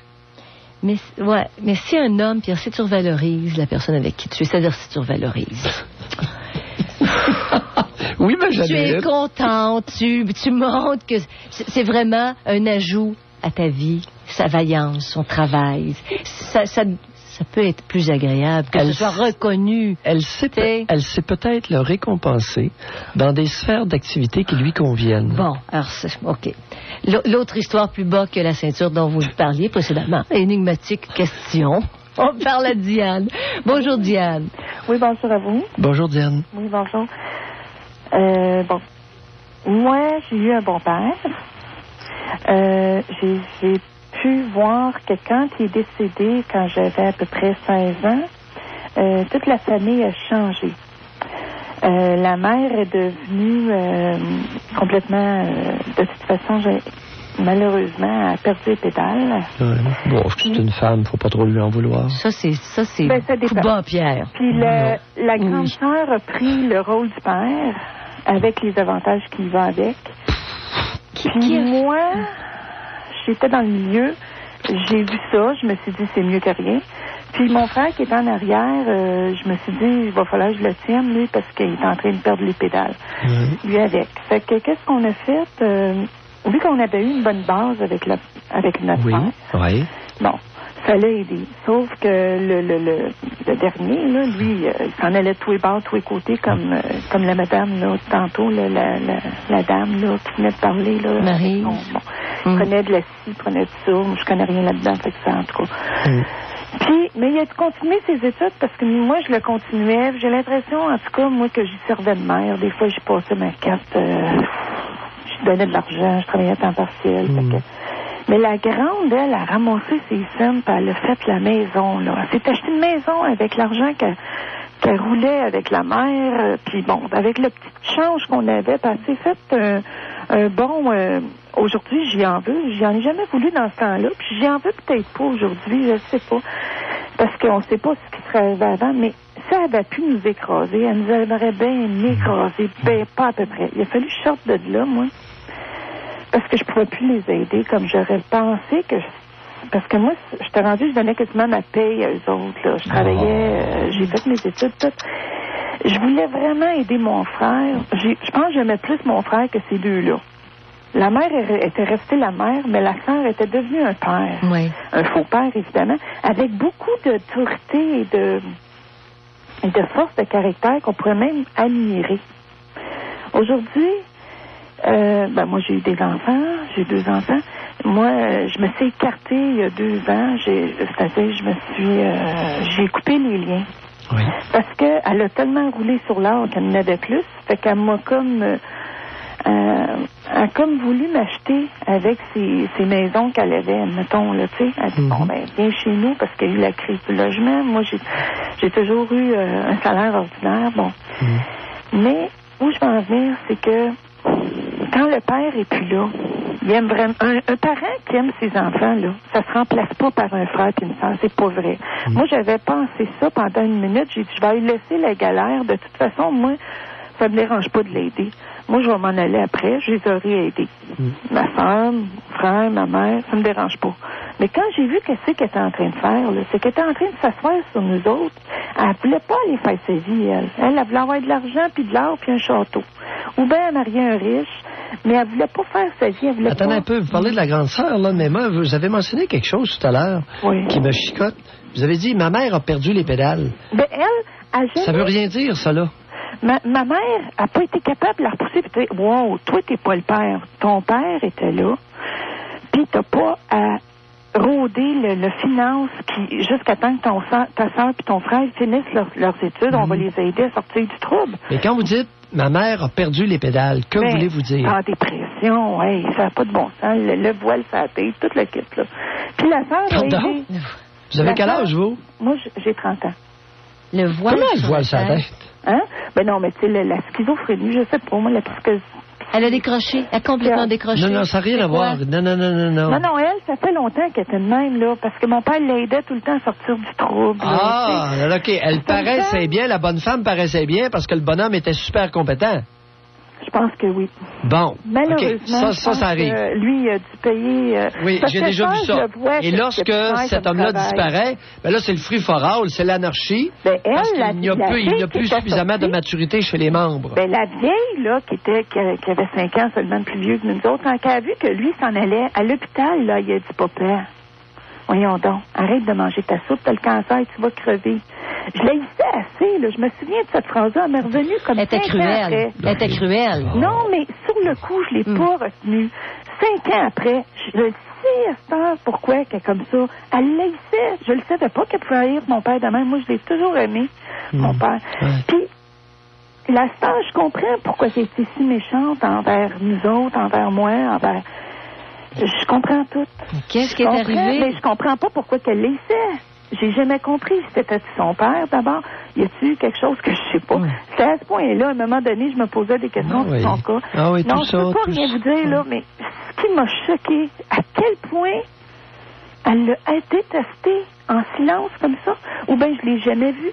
Puis moi, je les aimais, ces gens-là, là, c'était ma famille. De toute façon, c'est ma vraie famille, là. Mais maintenant, ma mère, là, je la hais assez. Elle vient chez nous, mais c'est toujours à la vie de ma soeur, puis elle vient, mais au nom de ma soeur, reviens donc à Noël. J'ai dit, maman, j'ai dit, je veux pas retourner à la maison, je sais que tu m'attends avec ta fille, je veux plus y voir la face à celle-là. Mais moi, elle l'est pas en pleine face. Vous savez, Diane, vous faites ressortir une dimension, et je le répète, et je vais le répéter encore longtemps. On a longtemps cru au Québec que toutes les femmes étaient bonnes. Il y a un pourcentage de femmes méchantes comme il y a un pourcentage d'hommes méchants. Attendez un petit peu. C'est une femme aussi européenne. Mettez-en dedans. Parce que c'est pas juste une question de Québécois. C'est des gens vieux. C'est de la race de gens qui ont de l'argent, mais ça me fait penser à Bono. Ça me fait penser à ces gens-là qui vont pas toucher au creux de la personne pour l'aider. Il me semble que c'est clair. Tu sais, Bono, il va dire, allez aider les gens à l'extérieur quand il y a déjà des jeunes ici qui mangent pas. Bon! J'attendais que ça vienne d'un auditeur, Janine. Vous me ravissez, chère Diane. Ah, je vous ravis pas, docteur. Puis demain ou après-demain, on va essayer de parler un peu des Indiens, de nos Indiens, Janine. Alors, ça va donner d'autant plus de poids à votre histoire de Bono, qui est en train d'essayer de faire chanter Paul Martin pour lui faire envoyer de l'argent aux îles Mouktouk. Non, mais attendez un peu, regardez. Parce que moi, quelqu'un qui veut aider quelqu'un qui veut sincèrement aider quelqu'un, on le sait qu'est-ce qu'il fait. Il s'en va direct le voir. Il s'en va chez eux dans sa... Mais Diane, vous êtes mauvaise langue! Bono est un grand homme! Non, là, c'est parce que lui, là... Moi, ça merci de le dire. Hey, on peut-tu être naïf? Non, mais là, ça m'a tellement... Faire de la pression pour qu'on envoie au Canada, qu'on envoie de l'argent, alors que 10% Hey, il y a les 10 gens, d'enfants au Canada qui ne mangent pas à leur faim. À Hochelaga, Maisonneuve, on parle pas de pauvreté. On ira même pas à pauvreté physique parce qu'on n'ose pas en parler que nous autres, il y en a qui ont juste des os sur la peau, là. On va juste dire, allez vous promener à Hochelaga, Maisonneuve, les petits jeunes, regardez-y les yeux dans le vide. Ils manquent d'amour, ils manquent d'argent, ils manquent de bourse, ils manquent d'éducation. Puis eux autres, on va faire rien. Pourquoi qu'on n'aide pas notre société? Non, il faut envoyer de l'argent. Bono dit qu'il faut envoyer de l'argent. Je ne sais pas trop qui, là. Mais Diane, ça l'a rejoint. Elle a voulu être samaritaine avec sa mère. Diane. Ma sœur a fait la même chose. Elle a fait à croire qu'elle voulait nous aider.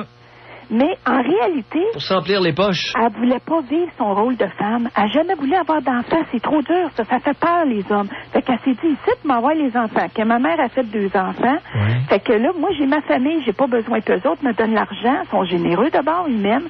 Fait que j'ai pas besoin. Puis m'a affronté la vie comme ça. Quand j'ai vu ça, j'ai dit non.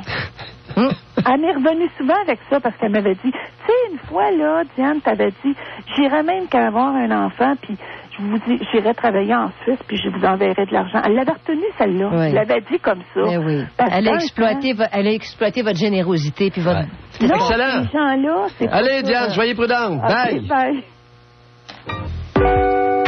De retour au Doc Mayou. Retrouvons le psychiatre Pierre Mayou et notre animatrice, Janine Ross. Alors, dans certaines familles, on parle de la désertion des pères aujourd'hui, puis de l'impact sur les comportements des jeunes garçons et des jeunes filles. Mais la présence d'un père, quelqu'un qui aime ce qu'il fait, c'est stabilisateur dans une famille, non? Qui aime ce qu'il fait. Mais qui aime ce rôle-là. Qui aime le rôle de père. Il n'y a pas l'aimer ou pas. Je pense pas qu'un homme ait aimé ce rôle-là ou pas. Si tu l'aimes pas, qu'est-ce que tu fais là? Non, mais il n'y a pas à l'aimer. C'est pour ça qu'il y a des désertions, d'abord. Oui, mais il n'a pas à aimer ça ou pas. Je suis pas sûr que... Il faut que tu y trouves une satisfaction. Peut-être qu'on se comprend pas, Pierre. Ça marche pas comme ça, le rôle de père. C'est pas... Janine, t'es une femme, puis à l'occasion... C'est triste, je suis une femme. Un homme ne peut pas accoucher, mais une femme ne peut pas comprendre aussi certaines réalités masculines. Mais c'est pas comme ça. Mais Pierre, est-ce que c'est si éloigné? Si tu veux pas être père, si t'as pas le goût d'être père, puis on t'impose des enfants... Ce n'est pas sans raison que les Jamaïcains de Toronto, dans un très fort pourcentage, désertent le rôle de père. C'est que j'ai l'impression que le rôle de père, il n'est pas compris aussi par énormément de femmes. Tu sais, c'est bien beau jeter la pierre aux hommes, là, mais il y a un maudit paquet de femmes qui comprennent rien à la masculinité, qui comprennent rien au rôle de père. Et là, la Québécoise, elle, là, ce qu'elle a trouvé de plus intelligent à faire, c'est de prendre le bébé naissant, puis le foutre dans les bras du père, puis dire, donne la bouteille, plug-les. Slug, mon ami. Ça, là, puis là, les ont bien fines. Il est bon avec les bébés, il joue son rôle de père.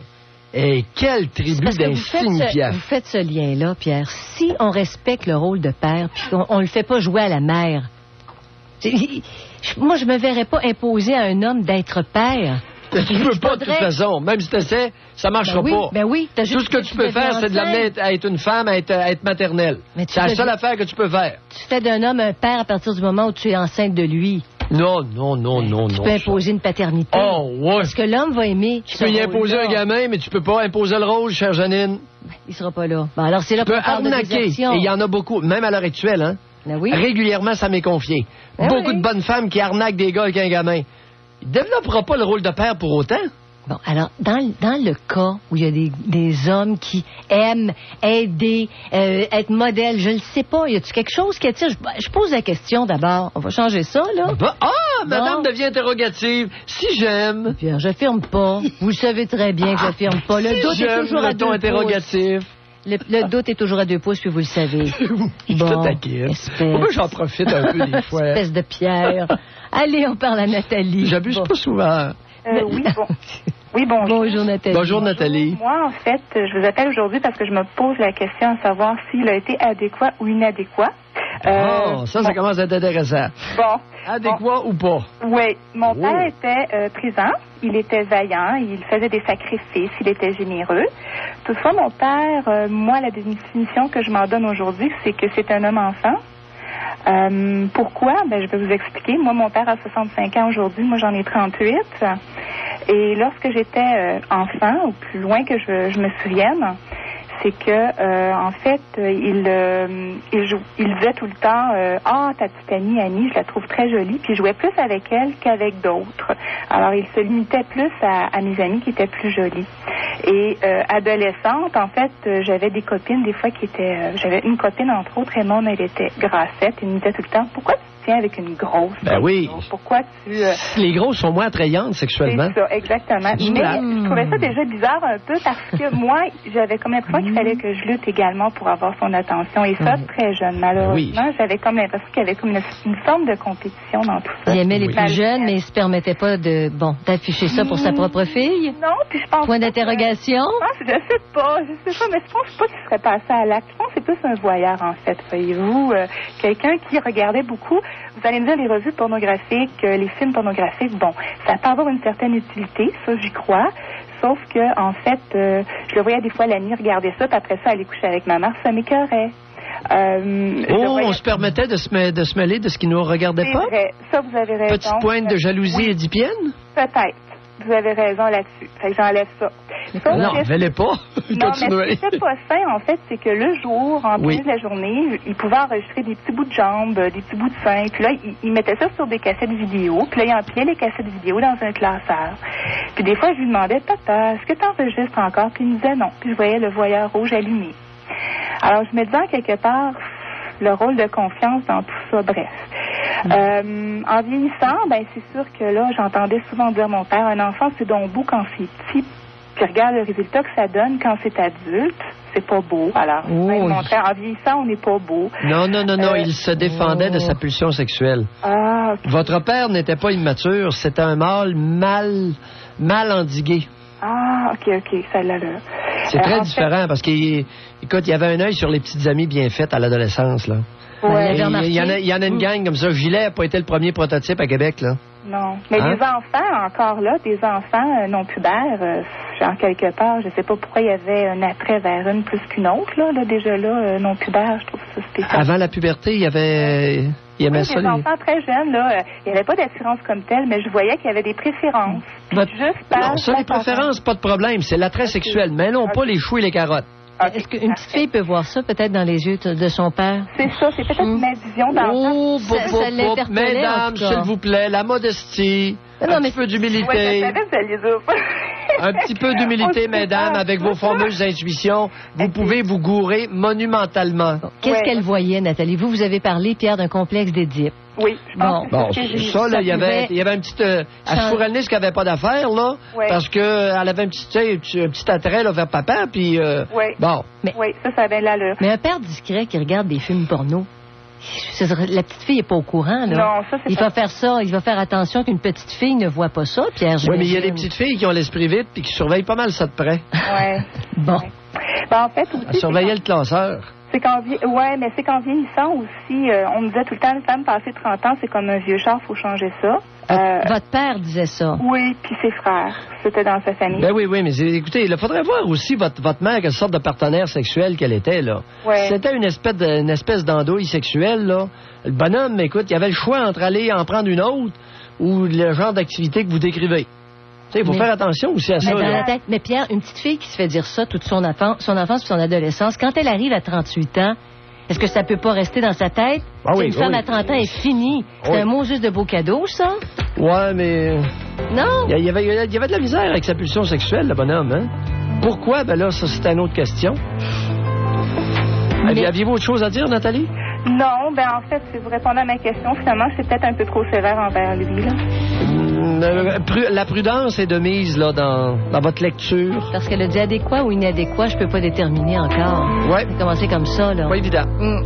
Bien dans sa peau, avec Janine Ross. Retrouvons le psychiatre Pierre Mailloux et notre animatrice, Janine Ross. Le rôle du père, quand il s'en va, le rôle du père qui n'est pas rempli, on parle de désertion des pères et ce que ça a comme conséquence sur le comportement des jeunes adolescents et jeunes hommes qui n'ont plus de modèle. On fait référence à ça, là, hein, Pierre? Dans le Globe and Mail, on parle vraiment de modèles qu'ils n'ont plus. Alors, on va à José. Bonjour, José. Oui, bonjour. Bonjour, José. Bon, excusez, je vais baisser la radio, je crois. OK. Je sais pas par où commencer exactement. Là. Par la fin. Par la fin? Pourquoi vous appelez? Disons que c'est surtout à cause d'hier. J'ai trouvé une ouverture aujourd'hui pour appeler. Parce que hier, j'ai ouvert la radio vers la fin de l'émission. Puis disons que ça faisait une secousse que je voulais plus vous écouter parce que je trouvais qu'il y avait des choses qui étaient trop lourdes. Puis que, j'ai dit, les problèmes, on va les... Il y avait déjà beaucoup de choses qui avaient été soulevées. Je les écoutais déjà beaucoup. Puis, je dis, on va digérer tout ça. Un petit congé. Un petit congé, c'est ça. Puis là, hier, j'ouvre la radio, puis en plein une autre réalité. Donc, qui était laquelle? Quelle autre réalité? Vous savez, vous dites que, un père manquant, je pense que des fois, c'est mieux que le père soit manquant qu'il soit présent. Oui, tout à fait. Oui, il ne faut pas se gêner de le dire. Puis hier, on parlait des repas en famille. C'est là que vous avez accroché. Ah, ça n'a pas d'allure. C'est Joanne qui avait appelé, puis elle disait, chez eux, ça chicanait tout le temps, sa mère elle faisait manger beaucoup, tout ça. Moi, c'était mon père écoutait les nouvelles, puis il fallait pas dire un mot, puis si on avait malheur de dire un mot, c'était à genoux, les bras en l'air, jusqu'à temps qu'il aille s'écraser dans son sofa dans le salon, puis là, qu'il écoutait sa TV, puis que si on avait le malheur de demander quelque chose, on était des plus niaiseux de la terre. Ah, quel mollusque! Ouais, c'est ça. Moi, j'ai coupé les liens avec tout ça, ça fait 2 ans. Et je pense que c'est le plus beau cadeau que je me suis fait, là. Ça aura pris combien d'années, José? Pardon? Ça aura pris combien d'années? Avant de couper les liens, vous avez quel âge? J'ai 46 ans. Oh là là. Ouais. Mais là, hier, c'est que vous avez dit quelque chose. Là. Moi, ça fait des années que je dis, mon doux que j'ai pas de mémoire. Je vais sûrement finir Alzheimer, ça n'a pas d'allure. Mais ce manque de mémoire-là, moi, je l'ai toujours ressenti en étant comme un manque de concentration par une grande fatigue mentale. C'est une manque que je ressens, mon manque de mémoire. Et ça peut très bien que vous éprouviez les conséquences d'un stress trop élevé pour l'âge que vous aviez, qui a duré trop longtemps. Et ça l'a abîmé certaines parties de votre cerveau. Oui, ça se peut très bien. Mais regardez, aujourd'hui, je fais une belle vie. Ça fait 16 ans que je suis avec mon mari, puis je calcule c'est un bon père, très présent envers les enfants, mais c'est moi qui ai toujours joué le rôle de la mère. Là. Moi, j'étais à la maison. Mais ça, comme vous avez dit, les gens qui ont vécu des choses comme ça, souvent, ils lâchent de travailler tôt. C'est ça. Fait que dès que j'étais enceinte, on a refusé mon retrait préventif au travail. Puis mon mari dit, écoute, si tu veux rester à la maison, on va s'arranger. Fait que il me l'a pas dit 2 fois. Oui. Et fait que lui, ça lui a toujours permis justement de travailler comme il voulait. Il s'est jamais cassé la tête pour essayer de chercher les enfants en garderie. J'étais à la maison. Donc c'est sur ça, je trouve qu'on puis les repas, ça a toujours été bien équilibré, tout ça. Fait que les enfants ont vu une harmonie. Puis comme la fille disait hier, la TV, tout ça, c'est sûr que moi, je suis pas capable non plus, la TV, en mangeant, là. Faut que ça soit tranquille, mais c'est pas silence, là. On en profite pour parler, tout ça. Je fais pas la même chose que mes parents ont fait avec nous autres. C'est pas que le problème n'était pas la télévision avec votre père. C'était qu'il imposait le silence. Ah, absolument. Et l'Ostrogo, il n'y aurait pas eu de télévision, il aurait imposé le silence quand même. Il ne voulait pas vous entendre parce qu'il ne voulait pas vous connaître. Ah, c'est sûr. C'est coupé, complètement coupé, ça, Pierre, la relation avec ses enfants. Au final, oublie ça.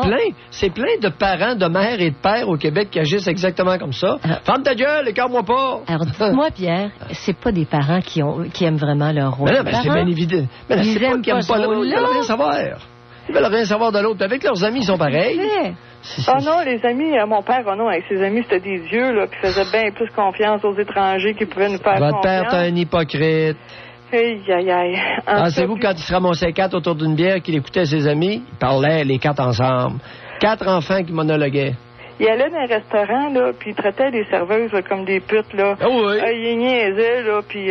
mais par contre, moi, quand je suis arrivée à 14 ans, si j'avais le malheur de mettre un petit peu de rouge à lèvres ou du crayon autour des yeux, là, t'as bien longtemps d'une putain, il va t'arranger, salope! C'était de même. Mais par contre, il aimait ça, ridiculiser les femmes. Excusez, mais moi, en tout cas, c'est les 2 parents étaient malades comme ça, là. OK, bon. Il y a une chose que je voulais savoir, là. Moi, ça m'a fait commencer son secondaire. J'ai dit, OK, c'est le fun parce que j'ai plus de temps pour profiter de la vie, penser à moi. Arrivez à votre question. C'est ça.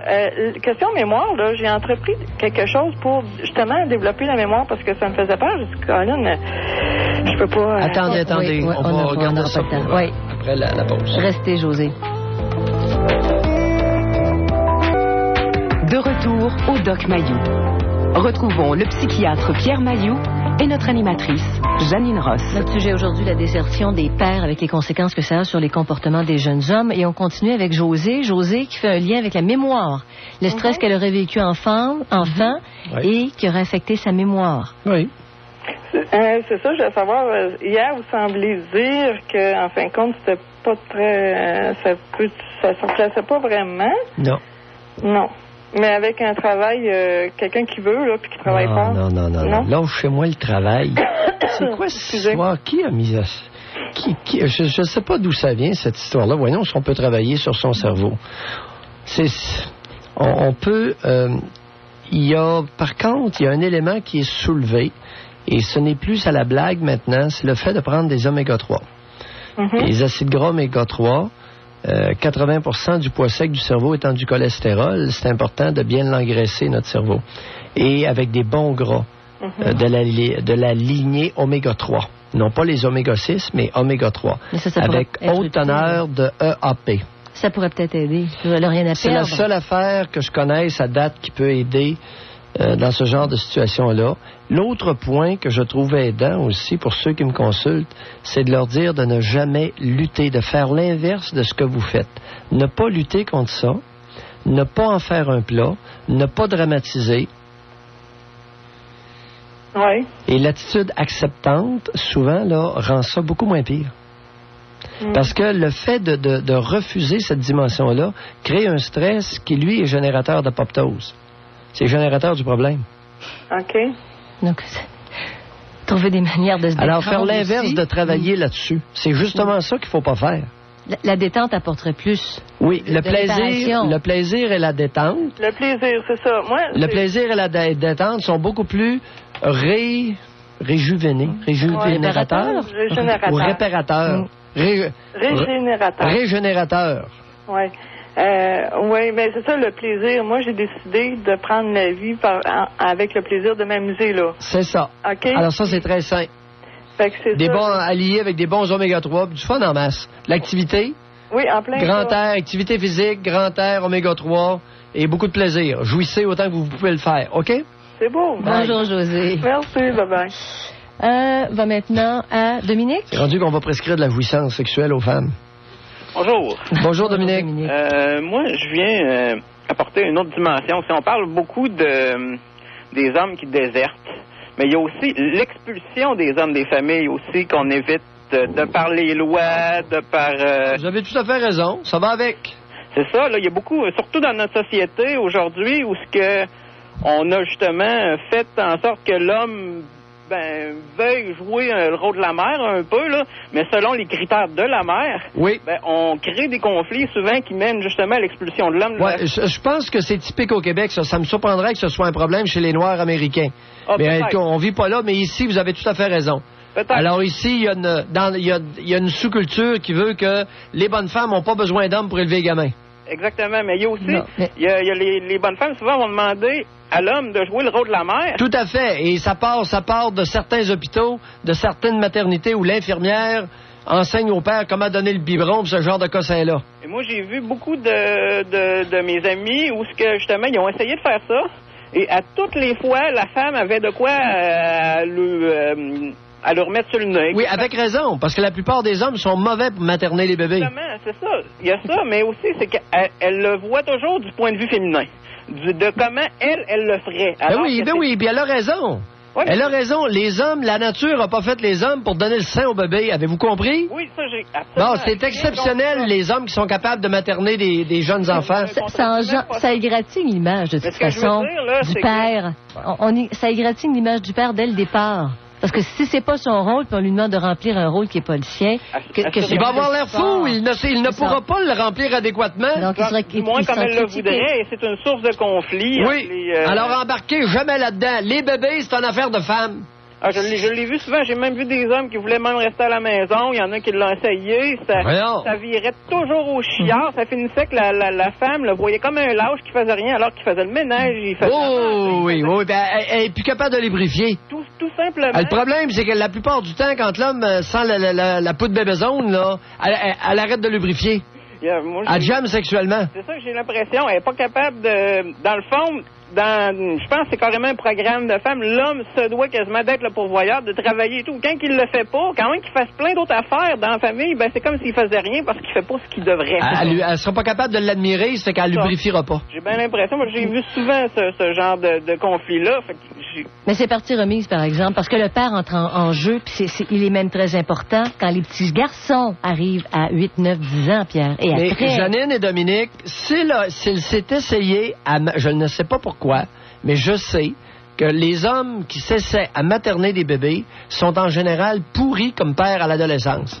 Ça fait des momounes féminisés à l'os. Ils sont pourris. Je peux pas ils sont la honte de leur fils. Parce que les enfants sont pas encore adolescents, là, dans ce que je vous parle. Là. Ouais. Mais vous allez voir à l'adolescence en général pourris.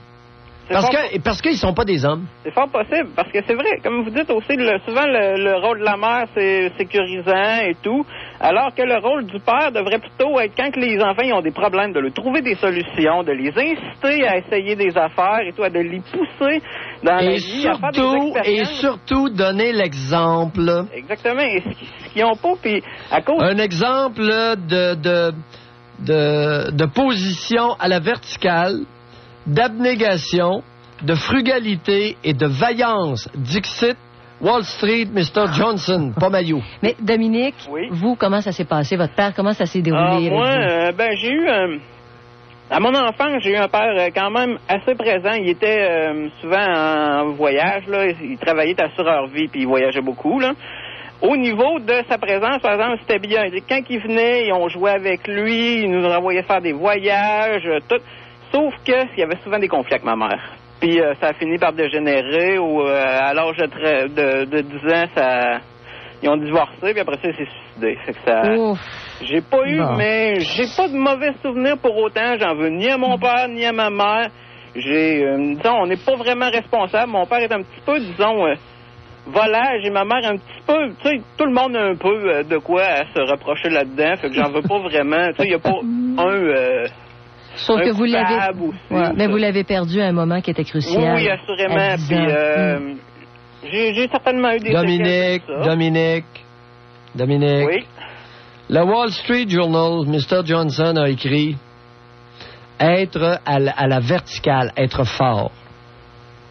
Est-ce que votre père a été fort? Ah oui, mais des fois, justement, je pense que c'était justement une des sources de conflit. Dominique, s'il vous plaît.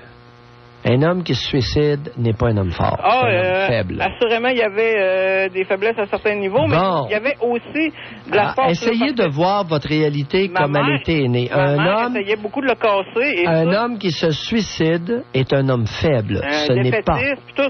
Ce n'est pas un homme fort. Ne serait-ce que par maladie, Pierre, c'est ça. Parce que ça peut être la maladie qui incite au suicide. Il y a des diagnostics maniaco-dépressifs. L'épidémie québécoise, l'épidémie. On en parle, on commence à en parler maintenant dans nos symposiums de formation de psychiatres. Il y aurait une épidémie monstre au Québec de maniaco-dépression sans que les personnes n'aient jamais été psychotiques. Aïe aïe, j'ai mal à mon diagnostic après-midi. Ça, je suis totalement d'accord avec vous. Pas fort, le diagnostic psychiatrique au Québec. Les docteurs pas fort. Sont vite sur le diagnostic, la prescription. Alors, qu'est-ce qui a affligé votre père, là? Mais je peux vous dire que le suicide n'est pas un signe de force, mais de faiblesse. Qui est dû à quoi? Bon, fragilisé par la maladie, l'alcoolisme, la drogue, le gambling, toutes sortes d'affaires. Les problèmes conjugaux. Oui. Mauvaise masculinisation, oui.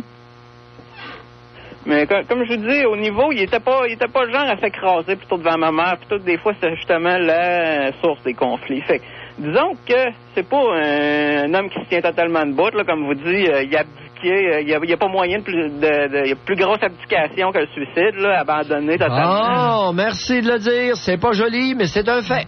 Oui, c'est un fait. Alors, avant de parler d'émotion, on va parler de fait. Après ça, on va parler d'émotion. Je me suis jamais caché de ça. J'ai jamais... Bon, là, c'est pas de vos affaires. De toute façon, c'est pas vous qui l'avez fait. Ouais, c'est ça. Puis je l'ai jamais vu comme un homme parfait non plus. Tout le monde a ses défauts. Puis, non, mais alors vous, ce qui arrive, c'est d'en voir les conséquences, par exemple. Est-ce que ça a eu des conséquences sur votre développement?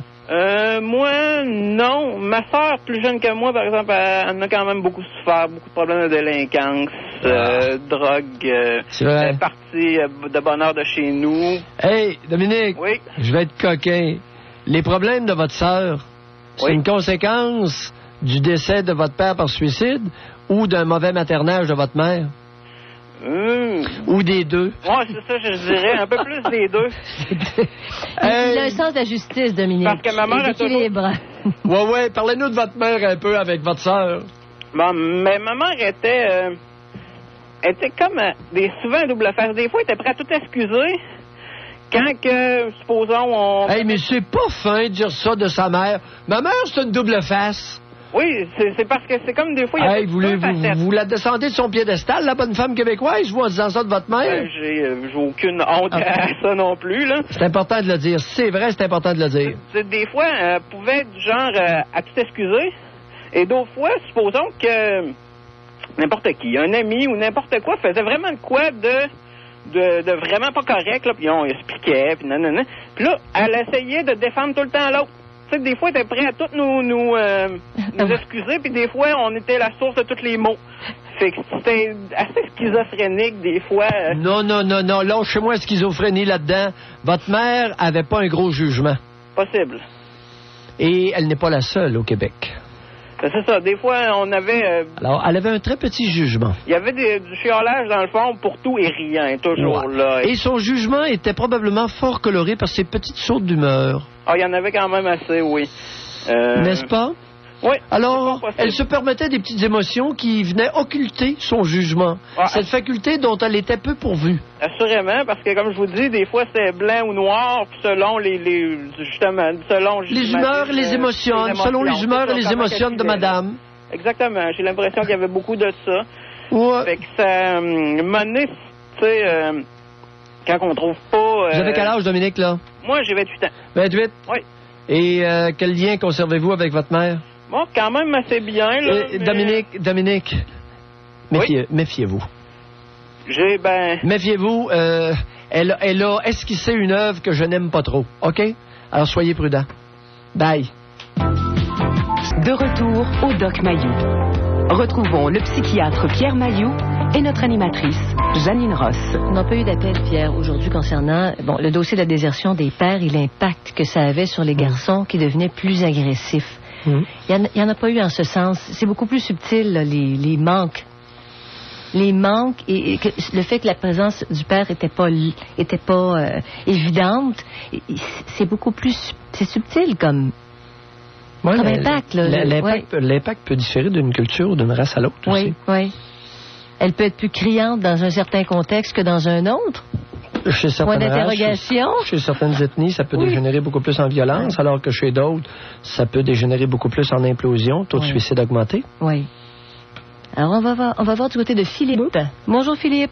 Oui, bonjour à vous deux. Bonjour, Philippe. Oui, moi, c'est pour dire que mon père, même lorsqu'il était présent dans la maison, il n'y avait pas vraiment, on sentait vraiment pas sa présence. C'est-à-dire qu'il était tellement muet, il disait tellement pas un mot, et il prenait pas d'initiative envers ses enfants. C'est-à-dire que oui, il leur a acheté de quoi, tout ça, mais après ça, c'était tout. Pas d'interaction, on parle pas, on discute pas, rien, et tout ça. Et moi, j'ai longtemps observé le comportement de ma mère vis-à-vis de mon père. C'est-à-dire que je voyais que ma mère s'imposait beaucoup.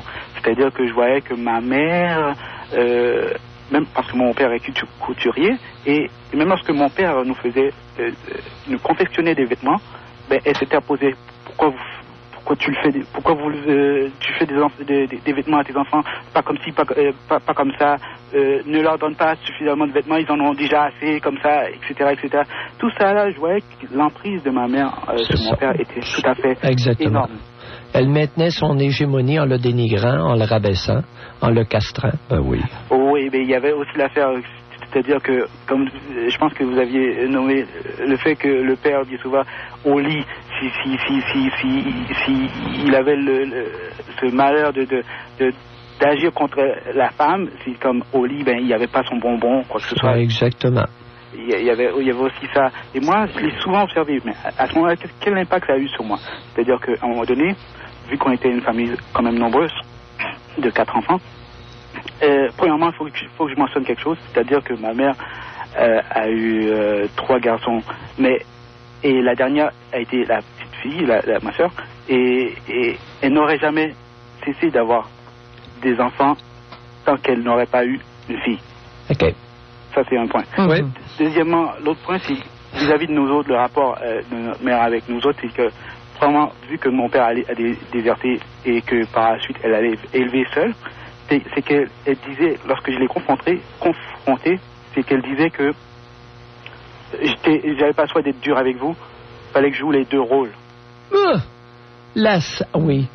L'hypocrite. OK? Il fallait que je joue les 2 rôles. Elle justifiait sa brutalité en éconduisant le père et en s'octroyant le rôle de père.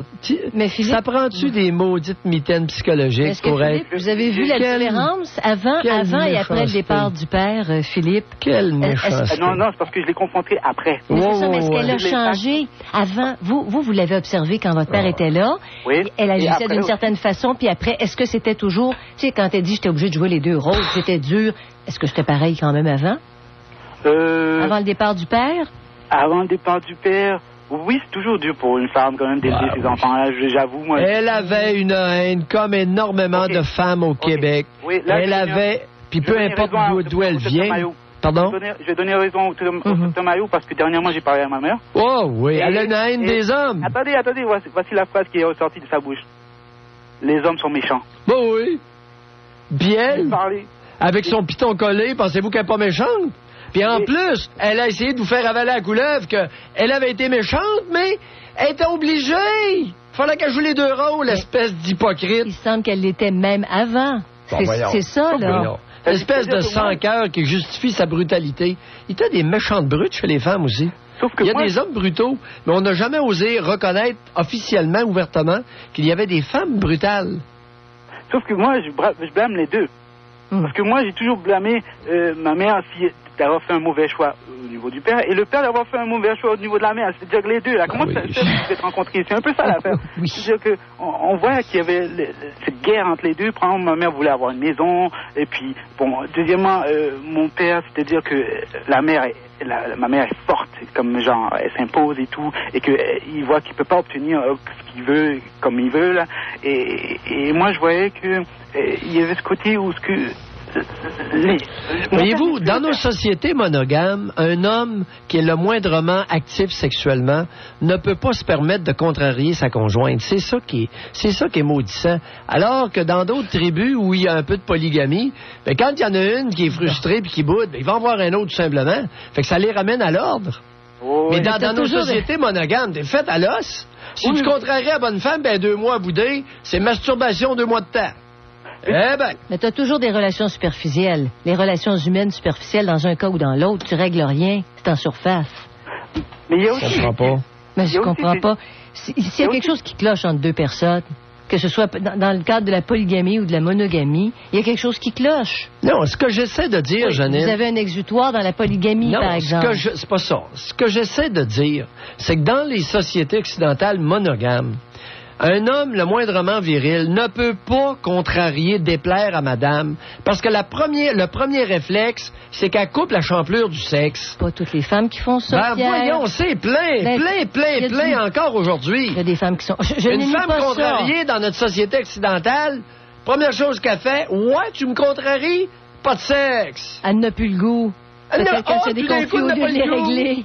Au lieu de régler... Là, t'as le bout de 2 mois de temps. Non. Le gars, il donne une méchante leçon. Fait que écrase-toi si tu veux te vider. Ça marche plus, ça. Oh, Janine! Les gens se laissent. Elles sont rares. Elles sont rares parce que je donnerais raison à madame parce que elles sont rares. Moi, qui ai souvent eu des relations avec différents partenaires et parmi les nombreux partenaires, j'ai pu trouver celles qui me convenaient parce que les autres étaient leur comportement. Moi, je juge toujours au niveau de la personnalité. La personnalité dit tout et il y a des partenaires avec qui... Combien de temps, combien de fois vous avez fait vie commune avec une femme? pas longtemps, c'était juste... Bon, alors, les propos que j'ai tenus s'appliquent dans la vie commune. D'accord. Pas dans les fréquentations. Ah, dans les fréquentations, ils boutent jamais. Vous commencez la vie commune ou le fameux mariage, le lendemain, le comportement change. Là, vous voyez la vraie nature de Bernadette. Et vous le laisserez. Elle a toujours raison. C'est ce qu'elle disait. Essayez de contrarier une bonne femme lorsque vous commencez à faire vie commune avec. Ah, elle est susceptible occidentale. Peut-on C'est s'expliquer, pas sans par raison qu'il y a exemple? tout un pourcentage d'hommes qui commencent à essayer de se trouver des femmes un peu partout dans le monde. Elle est susceptible et revancharde, l'occidentale. Beaucoup. Mais c'est pour ça que moi-même... Parce que c'est pas des relations, à mon sens. Ça veut dire qu'il n'y a pas aucune ouverture, t'es pas capable de parler, de régler tes problèmes, qui sont même pas d'ordre sexuel. C'est comme ça. Bon, ben oui, mais c'est de l'immaturité. C'est un fait. C'est de l'immaturité pas de chez part tout le et monde. d'autre. Ben oui. Bon. C'est sûr que ça n'a pas d'allure. Mais c'est comme ça et on n'ose pas en parler. Je suis le seul qui dit ça. Il n'y a personne d'autre que moi qui va aller parler de la façon dont je viens de parler. Personne. J'ai jamais entendu en tout cas. Dans un couple, si t'as eu une grosse chicane, ça peut prendre quelques jours avant de s'en remettre. Ça se pourrait. Je parle pas de chicane. Non, mais je parle de déplaire. Oui. De déplaire. Je suis capable de comprendre que suite à une querelle, il y a un refroidissement et un éloignement. Bon, oui. Ce n'est pas de ça dont je parle. Mais vous parlez Je parle de déplaire à madame. Mais ça veut dire que tu casses la personne. Et ça peut être aussi niaiseux que d'oublier de lui acheter un petit cadeau à la fête des mères ou ce genre d'honnerie-là. Oh là, madame, elle est offensée. C'est ça, tu m'aimes plus. C'est des enfants qui vivent ensemble. À ce moment-là, c'est des enfants, Pierre, voyons. Janine, c'est plein de ça au Québec. Ah. Plein. Bon, alors, Philippe, oui. C'est que je vais dire aussi, il n'y a pas d'équilibre dans tout ça, parce que moi, j'ai dû quitter le foyer. J'ai dû quitter le foyer familial parce que je trouvais que c'était... Il n'y avait pas moyen de discuter avec ma mère, c'est comme elle avait toujours raison, même c'est une femme. Même lorsqu'elle a tort. Ben oui. Et ça, il n'y a pas d'équilibre. Elle a toujours raison, même lorsqu'elle a tort. Écoutez, c'est féminin. Parce que, je vous dis pas que toutes les femmes sont comme ça, majoritairement, c'est comme ça. Okay. Est-ce qu'une mère... les mères respectueuses au Québec, il n'y en a à peu près pas. C'est un très petit noyau. Mais Pierre, on a tous tort. Un jour ou l'autre, on a tous tort. On est dans le champ, chacun notre tour. Ben là, j'espère que les bonnes femmes t'écoutent quand tu dis ça, là. J'invente rien. La mère québécoise ne se trompe pas. C'est une descendante de la Vierge Marie. Alors elle l'a cru, la niaiseuse. On part de prémisse. Elle l'a cru, la niaiseuse. On a tous tort, c'est vrai, mais sauf que moi, il faut reconnaître ses torts. Moi, je trouve qu'il faut reconnaître ses torts quand on a un tort. Quand tu es un être mature, oui, tu peux dire, oui, je perds la face, puis c'est pas grave. Puis c'est pas grave. La prochaine fois, j'aurai raison. C'est ça. C'est même pas une façon de... C'est pas même pas de se rattraper plus tard. Vous êtes contre-culture avec le discours que vous venez de tenir tous les deux. Vous êtes contre-culture au Québec. En tout cas, Philippe... ça vole pas haut. Dans les relations interpersonnelles au Québec, ça ne vole pas haut. Et la majorité des adultes au Québec ont des relations interpersonnelles sans allure. C'est dommage. Oui, c'est dommage. Merci, Philippe. On a au moins le plaisir de le dire. Et la liberté. Encore. De retour au Doc Mayou.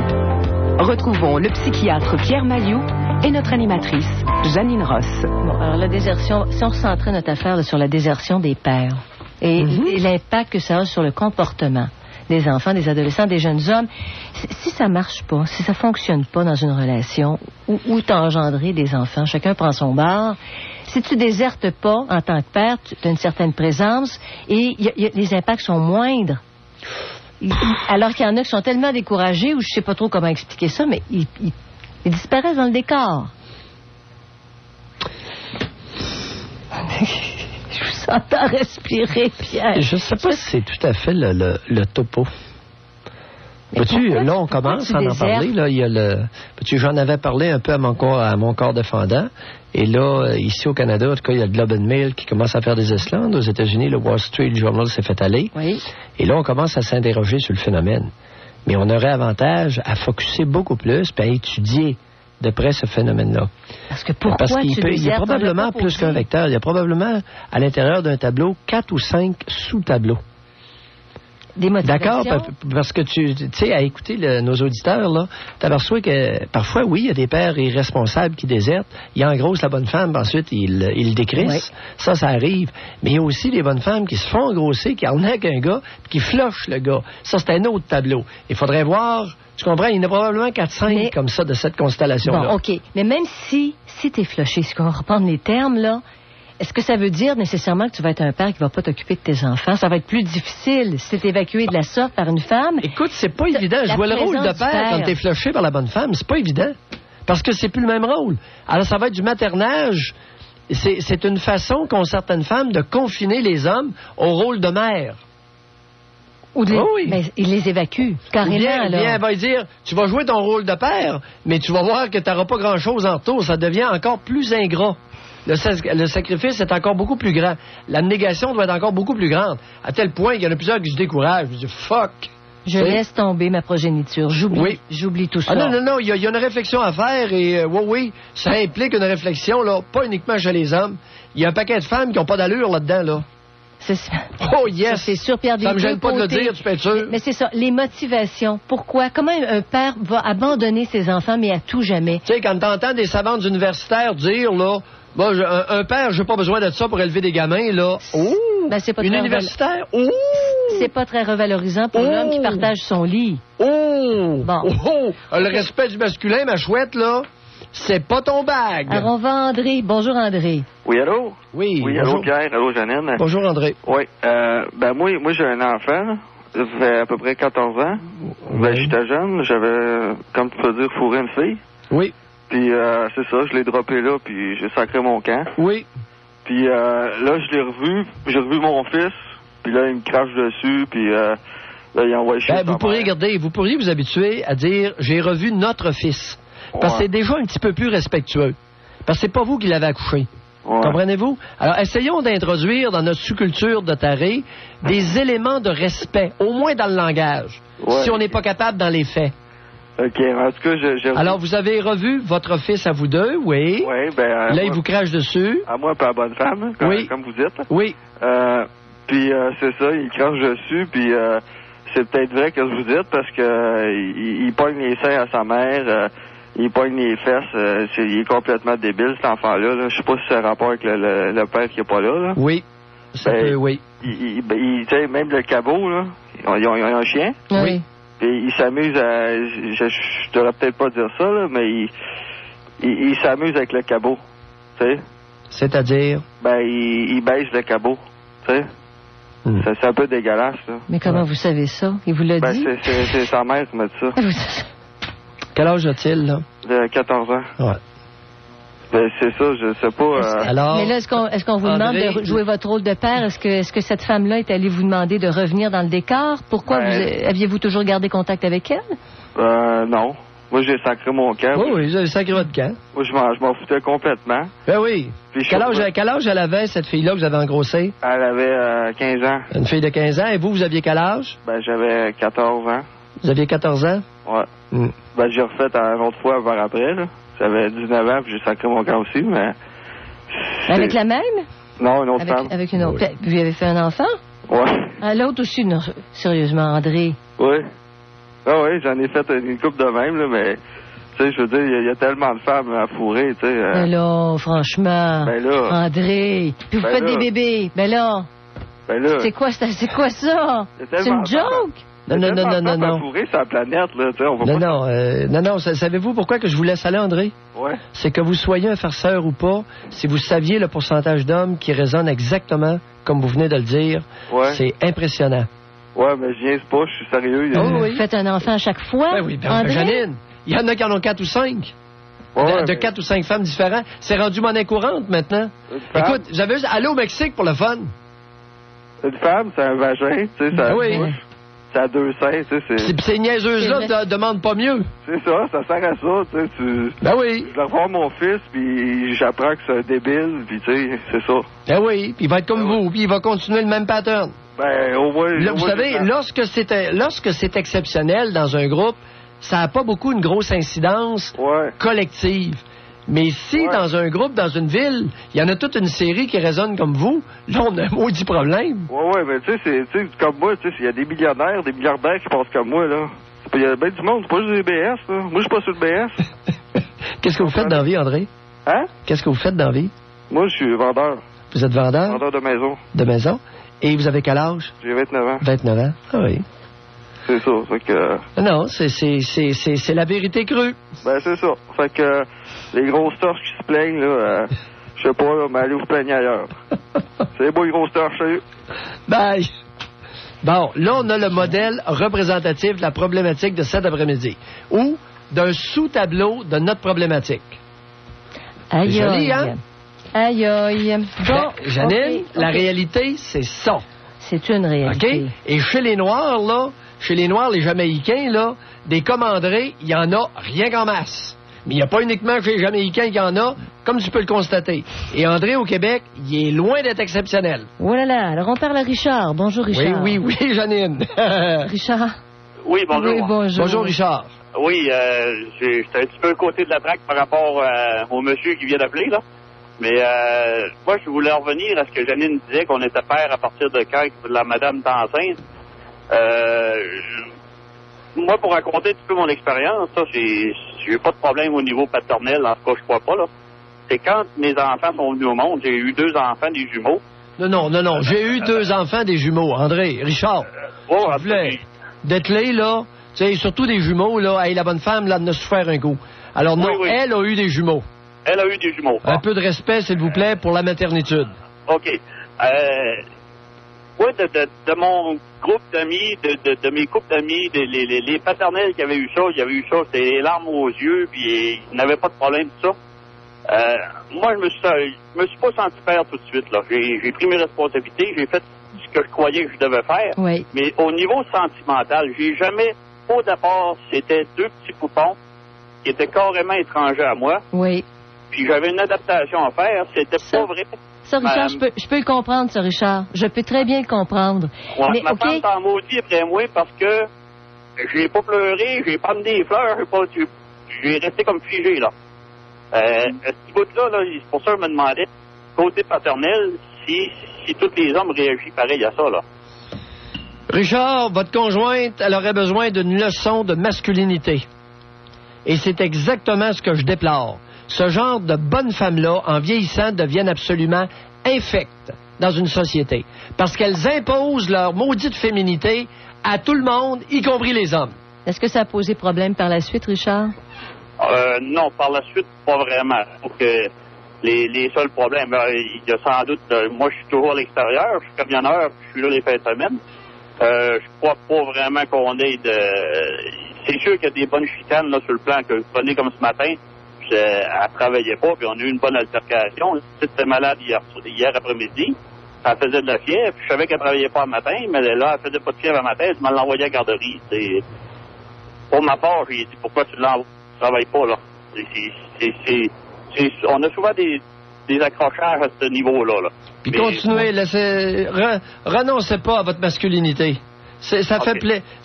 C'est doux pour l'oreille à l'occasion.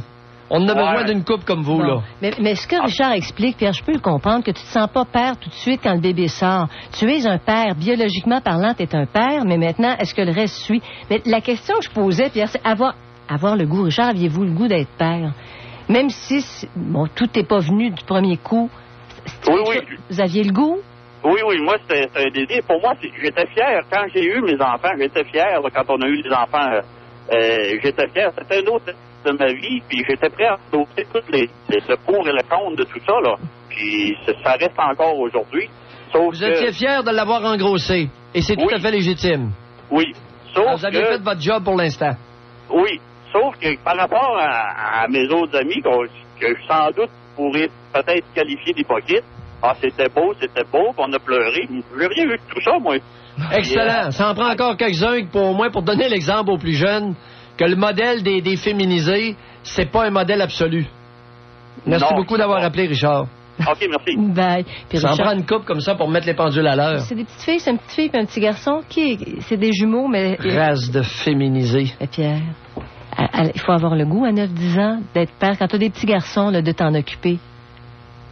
Ça, faut que tu aies le goût de le faire. Non?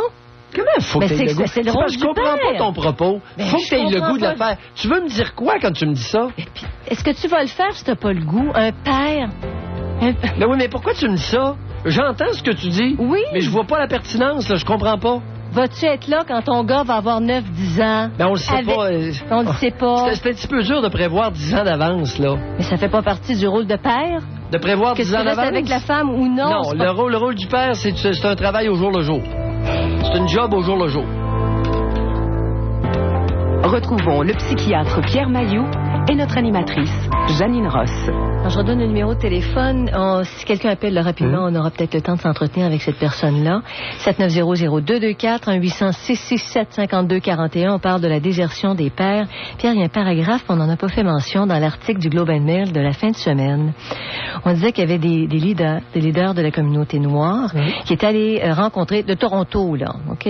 Qui est allé rencontrer le premier ministre, Paul Martin, qui, lui, a eu comme réponse, on vous promet, otherwise promising, OK, des lois plus fortes pour les armes et en Ontario qu'on paierait plus de services policiers. Mais le journaliste dit, parce que je traduis un petit peu, mais c'est l'implication des pères qui est la meilleure prévention du crime. Ça n'a pas rapport. C'est ça. La loi du contrôle des armes à feu, c'est 1,2 milliard maintenant de flambée, de la belle argent gaspillé totalement avec zéro résultat. Quel gaspille pathétique. C'est le plus gros scandale financier qui est jamais survenu dans notre pays, puis que j'ai l'impression jamais ne surviendra. Mais l'histoire, là, c'est que dans le fond, c'est très simple. Et comment tu mobilises l'implication des pères, ceux qui ont le goût de s'occuper des jeunes hommes? Ce que c'est pas l'affaire du gouvernement. Ça n'a rien à voir avec aucun gouvernement. Enlevons-nous ça dans l'idée, là. Il n'y a pas de loi pour ça. Il n'y a pas de loi pour responsabiliser du monde. C'est pas vrai. C'est une prise de conscience collective et notre tribune, c'est des théâtres, ce sont des espaces d'échange qui vont, amener une conscientisation de ce qu'on fait de pas correct pour pouvoir agir plus correctement par la suite. C'est pour ça que je t'appelais tout à l'heure de sous-tableau de cette grande problématique qui est l'abandon paternel. Et les pourquoi. Puis comment mobiliser individuellement ces hommes-là aussi. Il n'y a pas 25 raisons, mais il y en a. Il y en a peut-être quelques-unes, 5, 6, 7, 8. Il n'y en a pas 25 non plus, là. Alors, on parle à Dominique en terminant. Bonjour, Dominique. Bonjour à vous deux. Bonjour, Dominique. Moi, je ne sais pas si je suis dans le sujet du jour, mais moi, c'était plutôt pour faire part d'un commentaire. Moi, c'est pas mon père qui m'a déserté, c'est plutôt moi qui l'ai fait. Je l'ai fait il y a une dizaine d'années maintenant, puis j'en suis grandement satisfaite de ce choix-là. Oui. Parce que dans mon cas, je vous écoute, ça fait à peu près ça, 10 ans. Puis je trouve que vous avez déjà dit que des mères charognardes, ça existait, mais des pères aussi. Puis moi, j'ai décidé de mettre un terme à ça parce que j'étais jeune, puis je me suis dit que moi, j'avais toute la vie devant moi, puis que j'aimais mieux voler mes propres ailes que d'avoir un boulet comme sur moi. Donc, racontez un petit peu. Pardon? J'ai dit racontez un peu plus qu'est-ce qui s'est passé. Vous aviez quel âge et quel était... J'avais 20 ans. Oui. Puis j'ai quitté le domicile familial de mon plein gré à la suite de plusieurs événements là, qui dataient de mon enfance. Comme? Puis, violence verbale, violence physique à l'occasion, alcoolisme, toutes sortes de cochonneries finalement. Et puis là, c'est comme si mon vase avait été comme trop plein, puis je me suis dit que plus je vieillissais, plus je comprenais des choses, puis cette relation-là me faisait davantage de mal que de bien. Donc je me suis dit que un parent, c'est pas parce qu'on est parent qu'on est obligé de valoriser cette relation-là. Je veux dire, exactement. Très bien dit ce que vous venez de dire, Dominique. Les liens de sang, moi... L'histoire déculée de nos ancêtres idiots qui disaient que père et mère, tu honoreras afin de vivre longuement. Quelle idiotie collective de ne pas avoir introduit le mot père et mère honorable, tu honoreras afin de vivre longuement. Il y a un zouf, il y a un tweet qui a oublié de glisser le mot à quelque part. Oui, mais il y en a encore qui me disent, par exemple, tu devrais pardonner parce que c'est... Maudite race de tarés. On est issu d'une race de tarés. Mais vous vous sentez encore bien 10 ans plus tard, Dominique? Oui. C'est ça. Oui. Ça vous conforte dans la même... Vous savez, le Christ dit aux innocents les mains pleines. Ça paraît. Alors, Dominique, un gros merci. Pouf! La libération par dans les dents. Et là, je sais pas. Merci. Bye, bon retour à tous. C'est incroyable. Janine, je n'en reviens pas. Quelle maudite race nous a précédés. Ah, et il y en a qui se libèrent. Quelle gang de tarés. Sur Info 800, l'édition